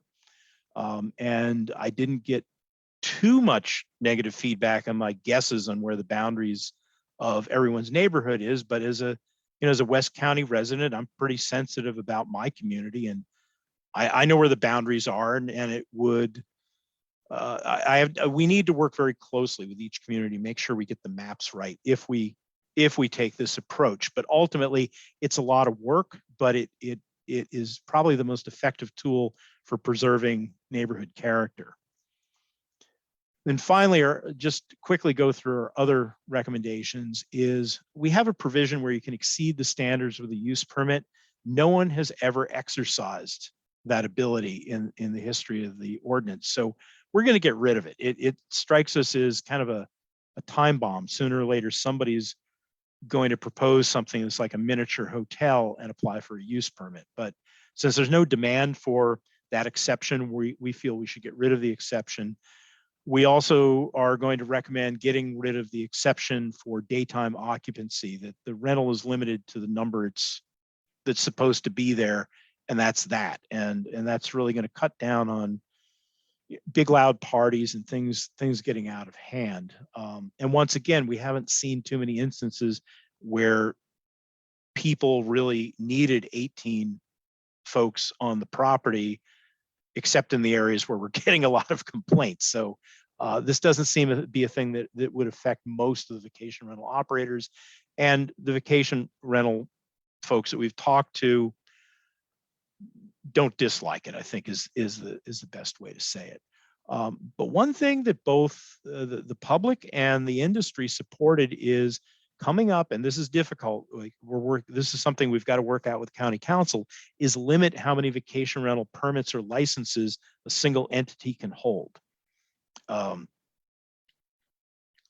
This is tough to do because of all the, and we're not talking about Picasso or anything like that. This is just simply, how do you deal with a property that's held in family trust, and then that same one of the members of the trust also owns two other properties and they get a vacation rental there as an individual? Does their membership in the trust affect their ability on renting another property? So it's a thing that we've heard. It's a thing we're going to work very hard to try and come up with a rational and legally defensible policy. But right now it's challenging to come up with policy that would make that happen.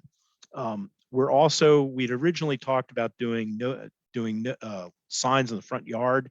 We think a much better tool, and one that isn't going to create the pushback we get from people's sense that it'll also flag the property for theft and robbery, is that every time your license is reapproved every year, that you have to send a certified letter to all the neighbors, and we use the adjacency map. So rather than it be 300 feet, which sometimes in areas where everybody's on a couple of acres, you're not really notifying the whole neighborhood. So this would be, it would have to be a minimum of the 20 nearest neighbors is what we're thinking, or 300 feet, so whichever is greater. And they'll get a certified letter every year. It has your permit number, your license number, the name of your property manager, and the name of the property owner. And the other thing is that we are going to write up a guest manual with standards and evacuation instructions, and require that be provided to every renter, and we have them sign a receipt saying that they've received it, to make sure that everybody understands what the regulations are. Because like I said, the best ordinance in the world isn't worth much if we can't enforce the standards. So that's what's changed since I was here last, and want to put my contact information up there quickly before I stop the sheriff. I also dropped it into the chat, but just contact me with questions, comments, whatever. So I'm going to return the screen. Thank you, Gary. Anyone on, I'm doing a time check. We're supposed to end in 18 minutes. So let's do a quick round of council comments. Mike?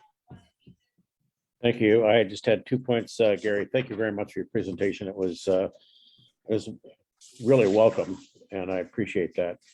What I'm looking at hotline costs. I really support the fact that the county is investigating the use of a hotline.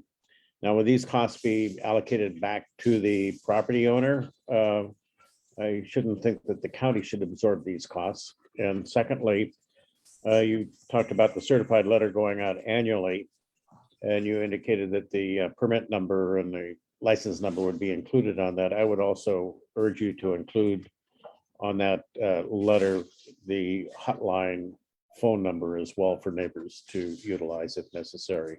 And that concludes my questions. Okay, just through the chair, yes, that's a good suggestion to have the hotline number basically on everything associated with vacation rentals. And the annual monitoring fee, which will become the license renewal fee, is more than enough money to make the entire program self-supporting, not just the hotline, but also our new automated permitting system. So the idea is it will be revenue neutral to the taxpayers. All right. Alice. Hi, I have one question, and thank you, Gary. This has been wonderful to hear. This is only applying to vacation rentals where the entire property is rented as a vacation rental all of the time, correct? Not somebody who might use like their downstairs as a seasonal Airbnb, or if I'm out of town, I rent out my place, correct? Only partially correct. If you're doing what's called a hosted rental, that is just renting a room in your house on a transient basis, we've had zero problems with those, and we don't propose on changing those regulations because, quite frankly, if the property owner's on the premises, things are not going to get that out of hand. The second type of rental you mentioned is kind of the classic Airbnb, where you're only doing it a few times a year and it's your primary residence. And we are looking into another program specifically for that type of rental. The city of San Francisco has a good model where it is limited to only you can only do it a certain number of days per year. You have to prove that this is your primary residence, zero tolerance if it turns out it's not your primary residence, but it becomes a little bit difficult to always establish that you're actually renting your primary residence and that you're in residence the rest of the time. Right. But it is something that we're considering doing because really that's how Airbnb started. And that's those, once again, we've heard from other jurisdictions that type of rental isn't problematic. What's problematic are the big institutional where somebody owns a dozen homes throughout Sonoma County and they're just turning over guests every weekend. Right, and that's exactly our neighborhood in Hacienda. So why I bring it up, because when we talk about proximity or too many concentration in one neighborhood, it kind of means that whoever got there first, whereas, the summer that I want to do an Airbnb experience where maybe people aren't even staying overnight, I could get cut off from doing that and being able to pay Sonoma County taxes every year on a property I own versus somebody who, is buying multiple houses in the same neighborhood as rentals. So I think it's a good thing to look at too. All right, thanks, Alice. Vesta. I'm going to share I'm trying to share my screen. I put in the chat the vacation rental ordinance deadlines for comments, January 22nd, with gary.helfrich@sonoma-county.org, and the rest of the information, which is on the side in the chat, that it was really important for people who live with vacation rentals in their neighborhoods to write a letter to the permit Sonoma to make sure that they are aware of your perspective on this situation as they go into the final planning, because the final planning is in January. So please make sure you send in your letters, send in your emails, and detail the issues that you have, both pro and con, so that they have residents' information, since the people who are in business are very organized and have let Permit Sonoma know what's going on. And so now we need the people who live in the neighborhoods to do the same. Please give your input to Permit Sonoma. Thank you. Thanks. One correction is January 20th. 20th. Well, darn. Okay, cool. Because you wouldn't want to be 2 days too late. And No, that's not an absolute deadline, but it's really important for comments to be in before the first hearing. I mean, that's when it has the most effect, and it's the easiest to have careful consideration of the comments. Thank you. All right, thanks. All right, we'll take one more from the Mac, and then we really do have to move on. Alice, you had your hand raised.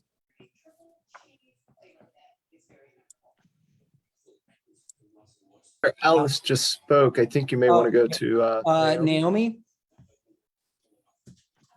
Thank you, Pip. So I appreciate Gary's presentation. I think it's great. I know that we've had active vacation rentals around here for many, many years, and there are many people playing by the rules and paying their TOT. And there are many people we all know that are not. So in all honesty, it kind of boils down to the same problem for me. Those who are doing the right thing are not getting recognition. Those who are not doing the right thing are making tons of money and causing problems for everyone. I also appreciate the need to explain to the vacation rental guests the urgency and the severity of fire warning and evacuation. I understand that completely. We got lots of people who come from out of the area, don't know their way around. What I do feel, if I understood correctly, is an unfair burden would be for the management company to be held responsible to make sure the vacation rental tenants left during a warning, when perhaps the management company and all of their employees are also in the same area and they are supposed to vacate themselves. So I can understand trying to make contact and having proof that you've made contact, but I can't understand that the company is supposed to, if I understood correctly, go to the property and advise the people in person when perhaps they're supposed to be removing their family at the same time. So that confuses me, Gary. Okay, just to clarify, that's why it's done at the warning stage, not at the mandatory stage. We're expecting, that's the whole point of the evacuation warning. Nobody's required to leave yet, but that's when you're supposed to contact the guests and let them know that they've got to get out. But then if we're telling them that they have to get out at a warning stage and it's a warning stage and not mandatory, what does that manager do? Because that manager's on warning for their own property also. So I can understand the courtesy just for out of them being human beings and them not knowing the area, saying we have a sense of urgency here, you need to be ready. And I also appreciate maybe having evacuation routes somewhat there ahead of time and them knowing their zone. I don't understand how the vacation rental manager is going to be liable to make sure those people leave when they might at any moment be needing to leave themselves. And I'm also speaking as someone who's had to leave multiple times recently myself, very close to the Walbridge fire. So I have a little bit of emotional attachment to it. But I mean, what's going to happen to the manager when they're trying to explain to the people the sense of urgency of how they're in mourning and the guests simply say, I'm not leaving. It's my right not to leave. I mean, does the manager just prove as best as they could they made contact and pass the information on? Yes, they may contact and they contact law enforcement if they feel that the people have not left. Because it's the job of law enforcement to remove them. This is a business. This is an important thing to remember. Right. You're operating a business, so your responsibility is a little bit different than just enjoyment of your private property. But isn't warning different than mandatory evacuation? Correct. We don't want anybody in there when there's a mandatory evacuation, so it's preemptive. I mean, So we they could have make to it, we leave could during- make it, I mean, we discussed this of just prohibiting vacation rentals during fire season. I mean, that's another alternative. I do understand.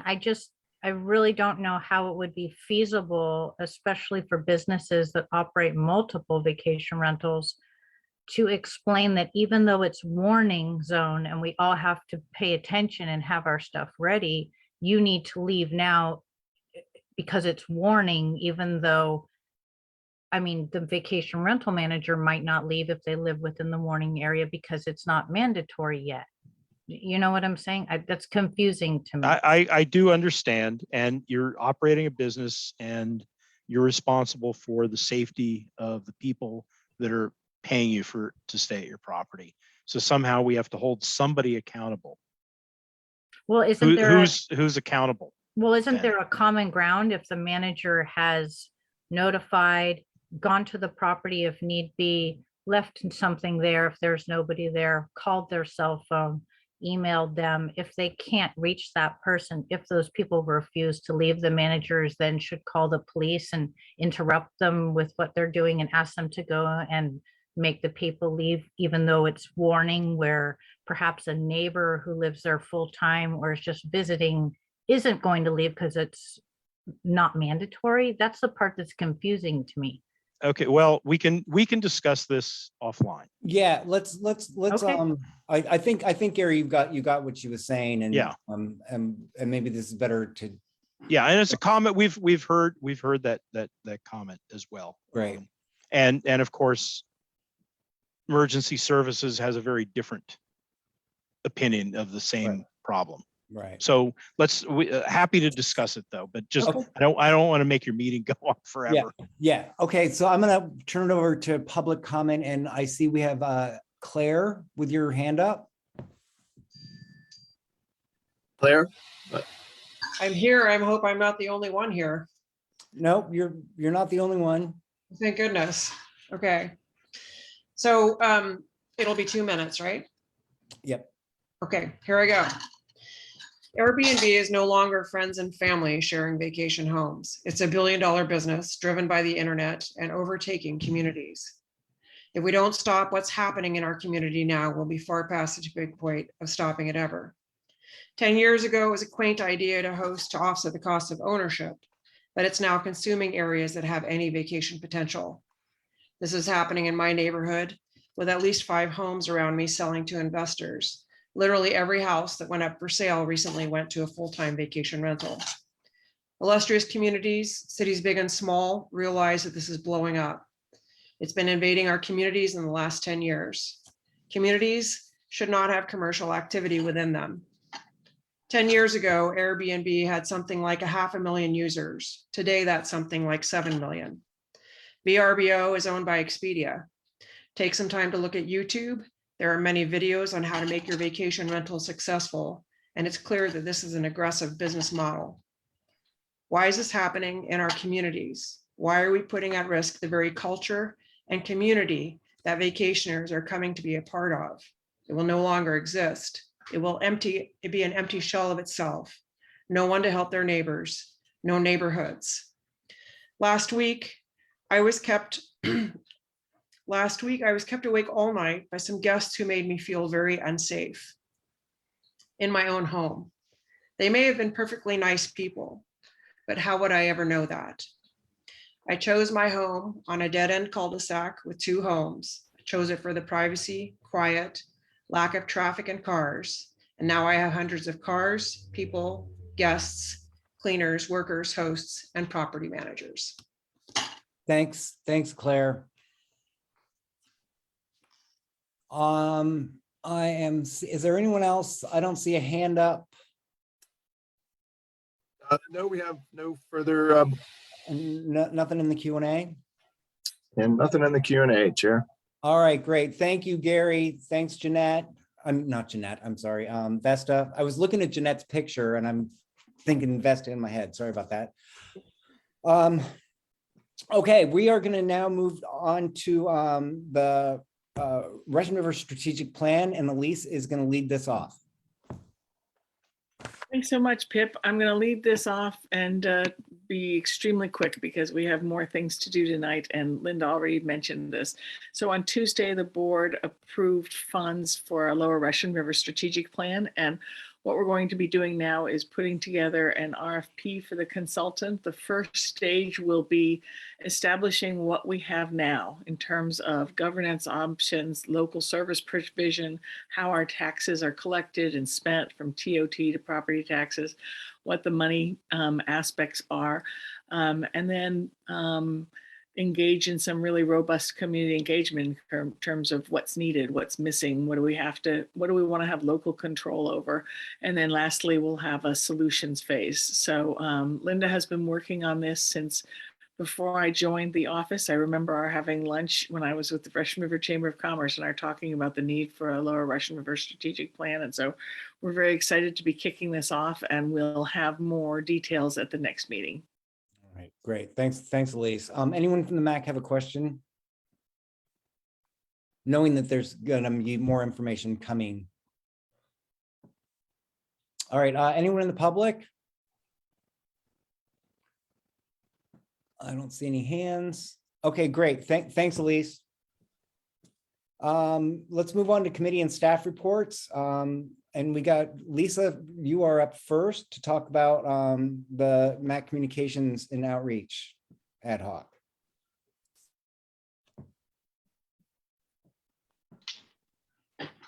Great. Hello, everyone. Looking for my notes. So I met with Elise and Mary the other day, and we were talking about how do we do outreach here on the MAC. There was a document that got developed in 2020 by the previous MAC, and we need to look forward now, and we're looking toward doing a MAC newsletter. And the questions that we were talking about were, when we all as MAC members, like, let me just take a quick show of hands. Does everyone signed up for Lynda's newsletter? All right, so I see almost all the hands.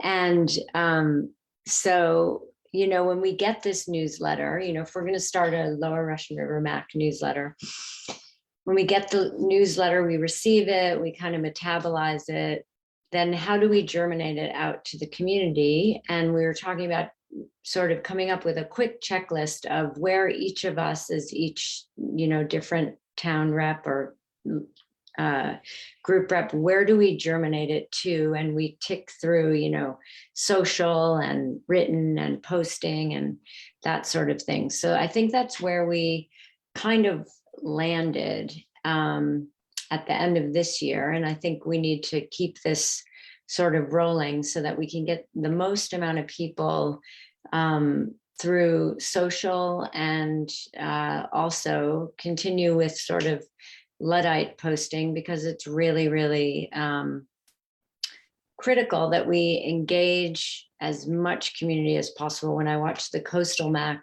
discussion on it, it was, we're still kind of, how do we get critical mass and get more than, let's see, how many participants? We have 13 attendees that I can see on Zoom. I don't know about Facebook, but we're creating this great relevance in terms of topics and interesting discussion. And so we need to sort of have this quick checklist that we all go through and get the info out to more and more humans and more community members and more groups. And so we as a group are still working on that, working toward that, especially now that we have this great, we had the people who founded the MAC and made it a really robust group. And now we're moving forward. How can we keep it relevant and open and just keep moving it forward? Elise, I don't know if you wanted to add anything, Elise and Mary, or if I kind of got it. And I know it's getting late, at least where you are here. That's a good start. We will continue that ad hoc and work on doing better community engagement. Thanks so much. Great. Okay. Anyone on the council have any questions for Lisa? Vesta? I know, it's always me, right? I just wanted, Lisa and I are hosting a Forestville Town Hall, and Mary Agneberg has put it up on her screen. I couldn't get it to work on my screen sharing. And it's very important that we announce it now. It's January 26th, because our next meeting will not be until February. So we want all the Forestvilleans to know, and that probably would extend into Pocket Canyon as well, that we're doing this as a combination in-person and Zoom meeting so that it's as broad spectrum as possible. You can see our agenda, the fire safety, and hoping to have a fire safe, safer West County, fire safe Forestville is an important part of this. The Quarry Fund update for pedestrians, sidewalk safety, downtown park, and then the skate park that is coming our way, at least we are hoping so. So it's really important as part of our outreach to do these town halls, and Lisa and I are working on it, and it's going to happen. We got it all scheduled and ready to go. So please attend our town hall if you are a Forestvillean on January 26th, 5:30 at the Forestville Elementary School. You can see the address there. It is in the multipurpose room at the very back of the school. Thank you. Thanks, Vesta. I just have one comment. I know one thing that would be helpful for me is like, if we had on our calendars when, like, if I had a calendar reminder to send something out, I know that sounds really silly, but I'm working and I'm on a different thing, or and I already have I do have the content, and I catch myself and say, oh, crud, it's a week away. I should have done this 2 days ago. But if I had a calendar reminder that would automatically come up, that wouldn't happen to me. I like that idea. So it's like calendar reminder to promote MAC meeting on all. Okay, I like that. That is getting written down. All right, anyone else on the council have a question or comment for Lisa? Okay, anyone in the public? I don't see any, and Jason, correct me if I'm wrong. No hands are raised. Okay, so Lisa, you're back on. There is a question in the Q&A from Larry that says, does MAC have a mailing list for its meetings? Yep. Do we have a mailing list? That's a great idea. Let's add it to my list. We send out meetings to Supervisor Hopkins' newsletter.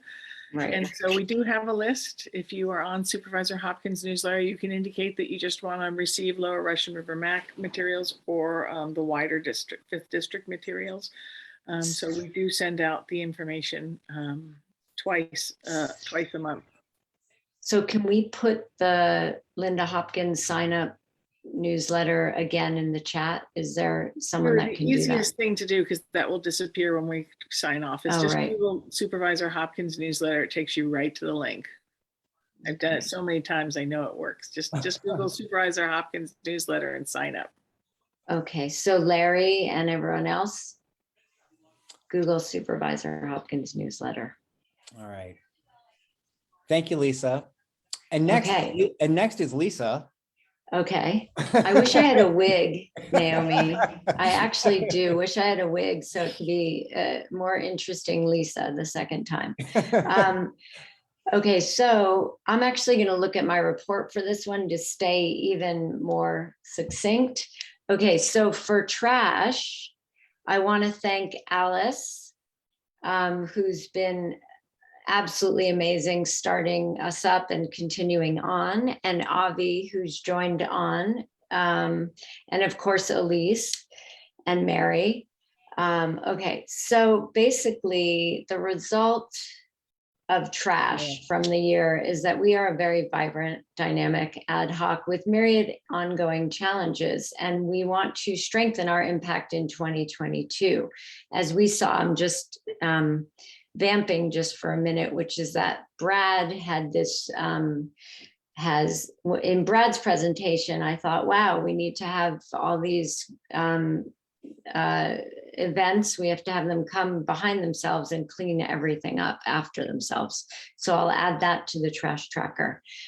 So our challenges that we started in 2021, we've got Adopt a Road, we've got funding more trash pickup. We have you know, public art and trash, which we're trying to build a project on trash cans, mowing trash. We even are going to start next year working on dumped mattresses, which I'm sure will make everyone happy. There's actually a bye-bye mattress program. Who knew that?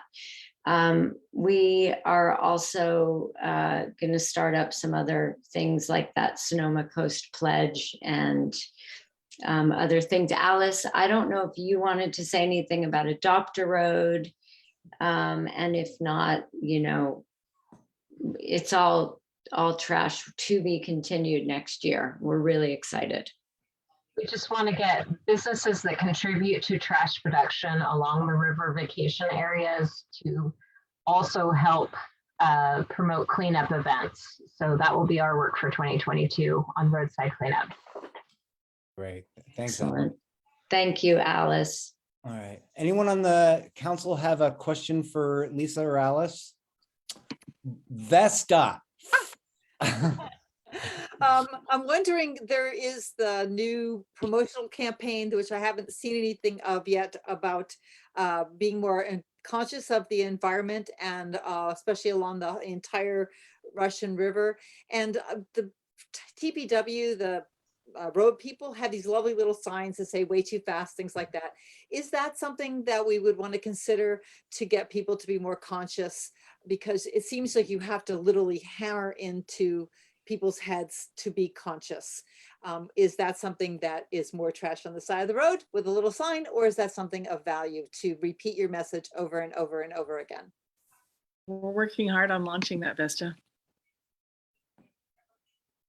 All right. Any other questions from anyone? Okay. Anyone in the public have a question?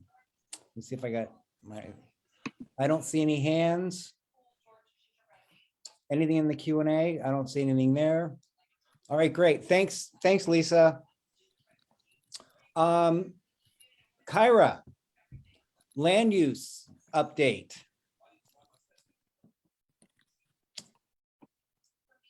You're muted, Kyra. Can you hear me now? Yep. Naomi, I love the hair. I just have to say it. Anyway, thank you. So there's a lot that's been going on with land use. We finally got it kicked off. We don't have a lot of time today, so I'm going to ask those that are interested in what we're discussing, which is projects, any kind of land use projects in the lower Russian River, to go to our website and check out our minutes. We did, I just want to speak to our year-end report.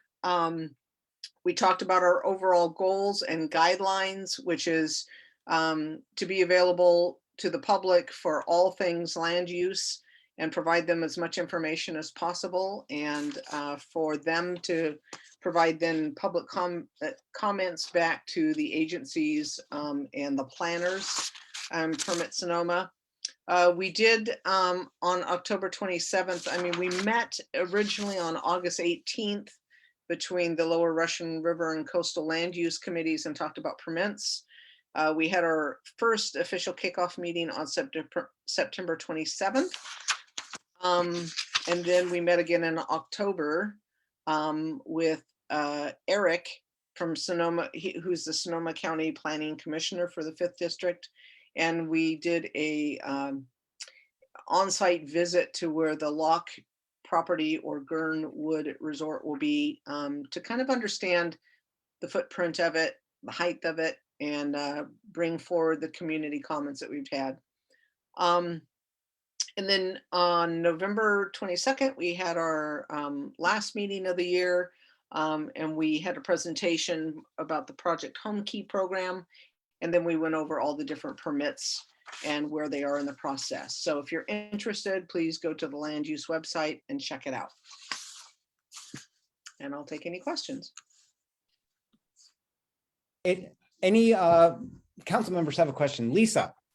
Sorry, quick question. In the beginning, when the supervisor Hopkins said that we should send formal commentary from the MAC on the events application process, does that go under the land use committee, or how would we do that? Or would that be a different ad hoc? You know, that's a good question. Then, and Pip, I'll let you comment as well. I think we, as the Lower Russian River MAC, may want to give our comments. And we can also take it forward to land use if you all want me to do so. Yep. Yeah, and the Coastal MAC was very much interested in making this function part of the land use ad hoc. And it seems very appropriate that that happens. Because that's where the relationships are going to be too, with different people within the county on what's going on and getting notice and that. So it makes the most sense to me to have this be part of the land use committee. And I'm open to, talk about So then that. we would talk about that in January. Is that right? At your committee, Kyra? Yes. Okay, thanks. And Okay. And I would ask that those of you on as MAC representatives, either come to the meeting or certainly send us your feedback or questions so that we can represent all communities. Yeah. And I'm sure you're gonna, all of us are gonna want to be there if there's something that's very specific to the neighborhood that we represent. So. Okay, any other questions from Vesta? Did you have a question? Yeah, the land use committee, you said the land use committee website. I don't know where it is. It's under the Lower Russian River MAC. It's on the same, if you go, you can Google it. Lower Russian River Land Use Committee, and it will pop up. I'm not finding it under the River Municipal Advisory Council website. Is it obvious someplace under representatives or meetings and agendas? Is that where it is?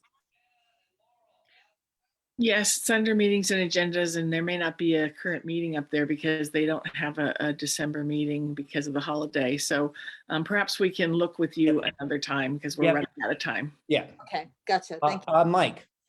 The only thing about board members attending the subcommittee meeting is we have to be mindful of Brown Act. And it might be best for you to consider having comments mailed in to the admin, and then admin can bring it up at the meeting. That way we don't run into any Brown Act. Yep. Good point, Michael. Thanks. Okay, I see Lois in the time for public comment. Lois? Let's go ahead and unmute yourself.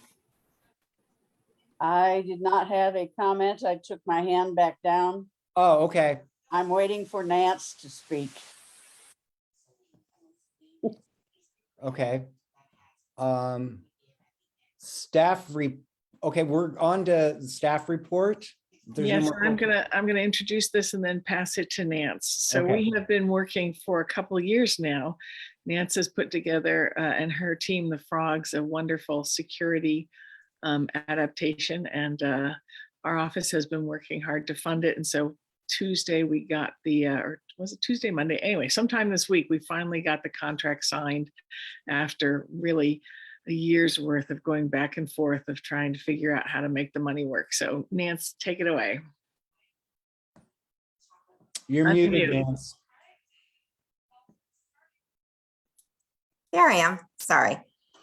Well, good evening, Mr. Chair and MAC Board and Elise. Our project is headed as Keeping Communities Safe. We started 2 years ago, and our group was looking for ways to improve safety in our community.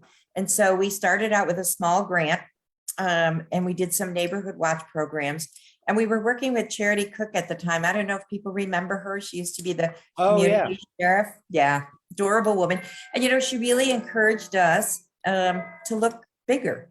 And so we actually started our small group, and started this project, and it's a camera security project. We looked at what other communities were doing. We looked what other communities had done. We looked at what other communities were considering. And our project is really in the ballpark of what other communities are really looking at.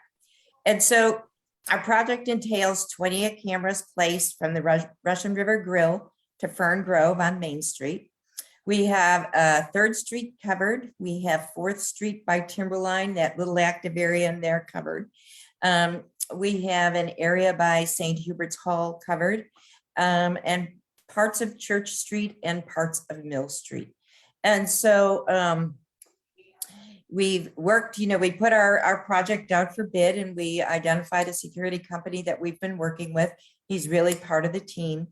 And before we started, just so people know, Karen Cox is on our group, Lois is on our group, and Wendy Bignall, and Beth Rudemakin was at the time too. It shows you how long ago we started. And we received a letter of support from all the merchants and all of the business owners. And so we've kind of moved ahead. We developed policies and procedures. We've met with the sheriff's office. They're actually thrilled that this project is going forward. A little bit different for us is the cameras will not be monitored 24/7. It's a private secured system. We'll have only 2 security administrators. And the way that we'll provide any video feed is through a sheriff request or a subpoena. And so, now that we're funded, it's actually been interesting. I think that we've been able to take what were some security monies that were funded through Guerneville and put them to way better use and to ensure a bigger picture. And so now that we're waiting for the check, once the ink dries, we did get a little grant from the Sisters of Perpetual Indulgence. We're hoping to move ahead with installation January, February, and the project will be done, and then we'll actually begin. So it's been a marvelous project. We've had so much support from so many people, and we're looking forward to completing it. And Elise has been a driver with the county to get us money through the county council and county purchasing. And so I just wanted to recognize her for all the hard work that she's done as a member of our team. So there we are. I'm done. Thank you, Pip. Thanks, Nance. Anyone on the council have any questions or comments? I do one, especially since this is the last year, and this is echoing on what Nance just said. And since this is the staff report section, I just want to recognize and acknowledge and thank the county staff that is helping each one of us in our own districts. And as MAC people, they take my crazy calls. They listen, they try to solve problems. They're really straight when they can't. So I know as the representative here in Rio Neto, that is something that has been lacking for us for years before the MAC existed. And I feel like we have a lifeline into county government in a way that's not just a resident calling and complaining or whatever. And they are working tirelessly to help us do that. And so I just wanted to say thank you to all the staff at the 5th District for helping us do what we're doing and trying to make the lives of people out here a lot better.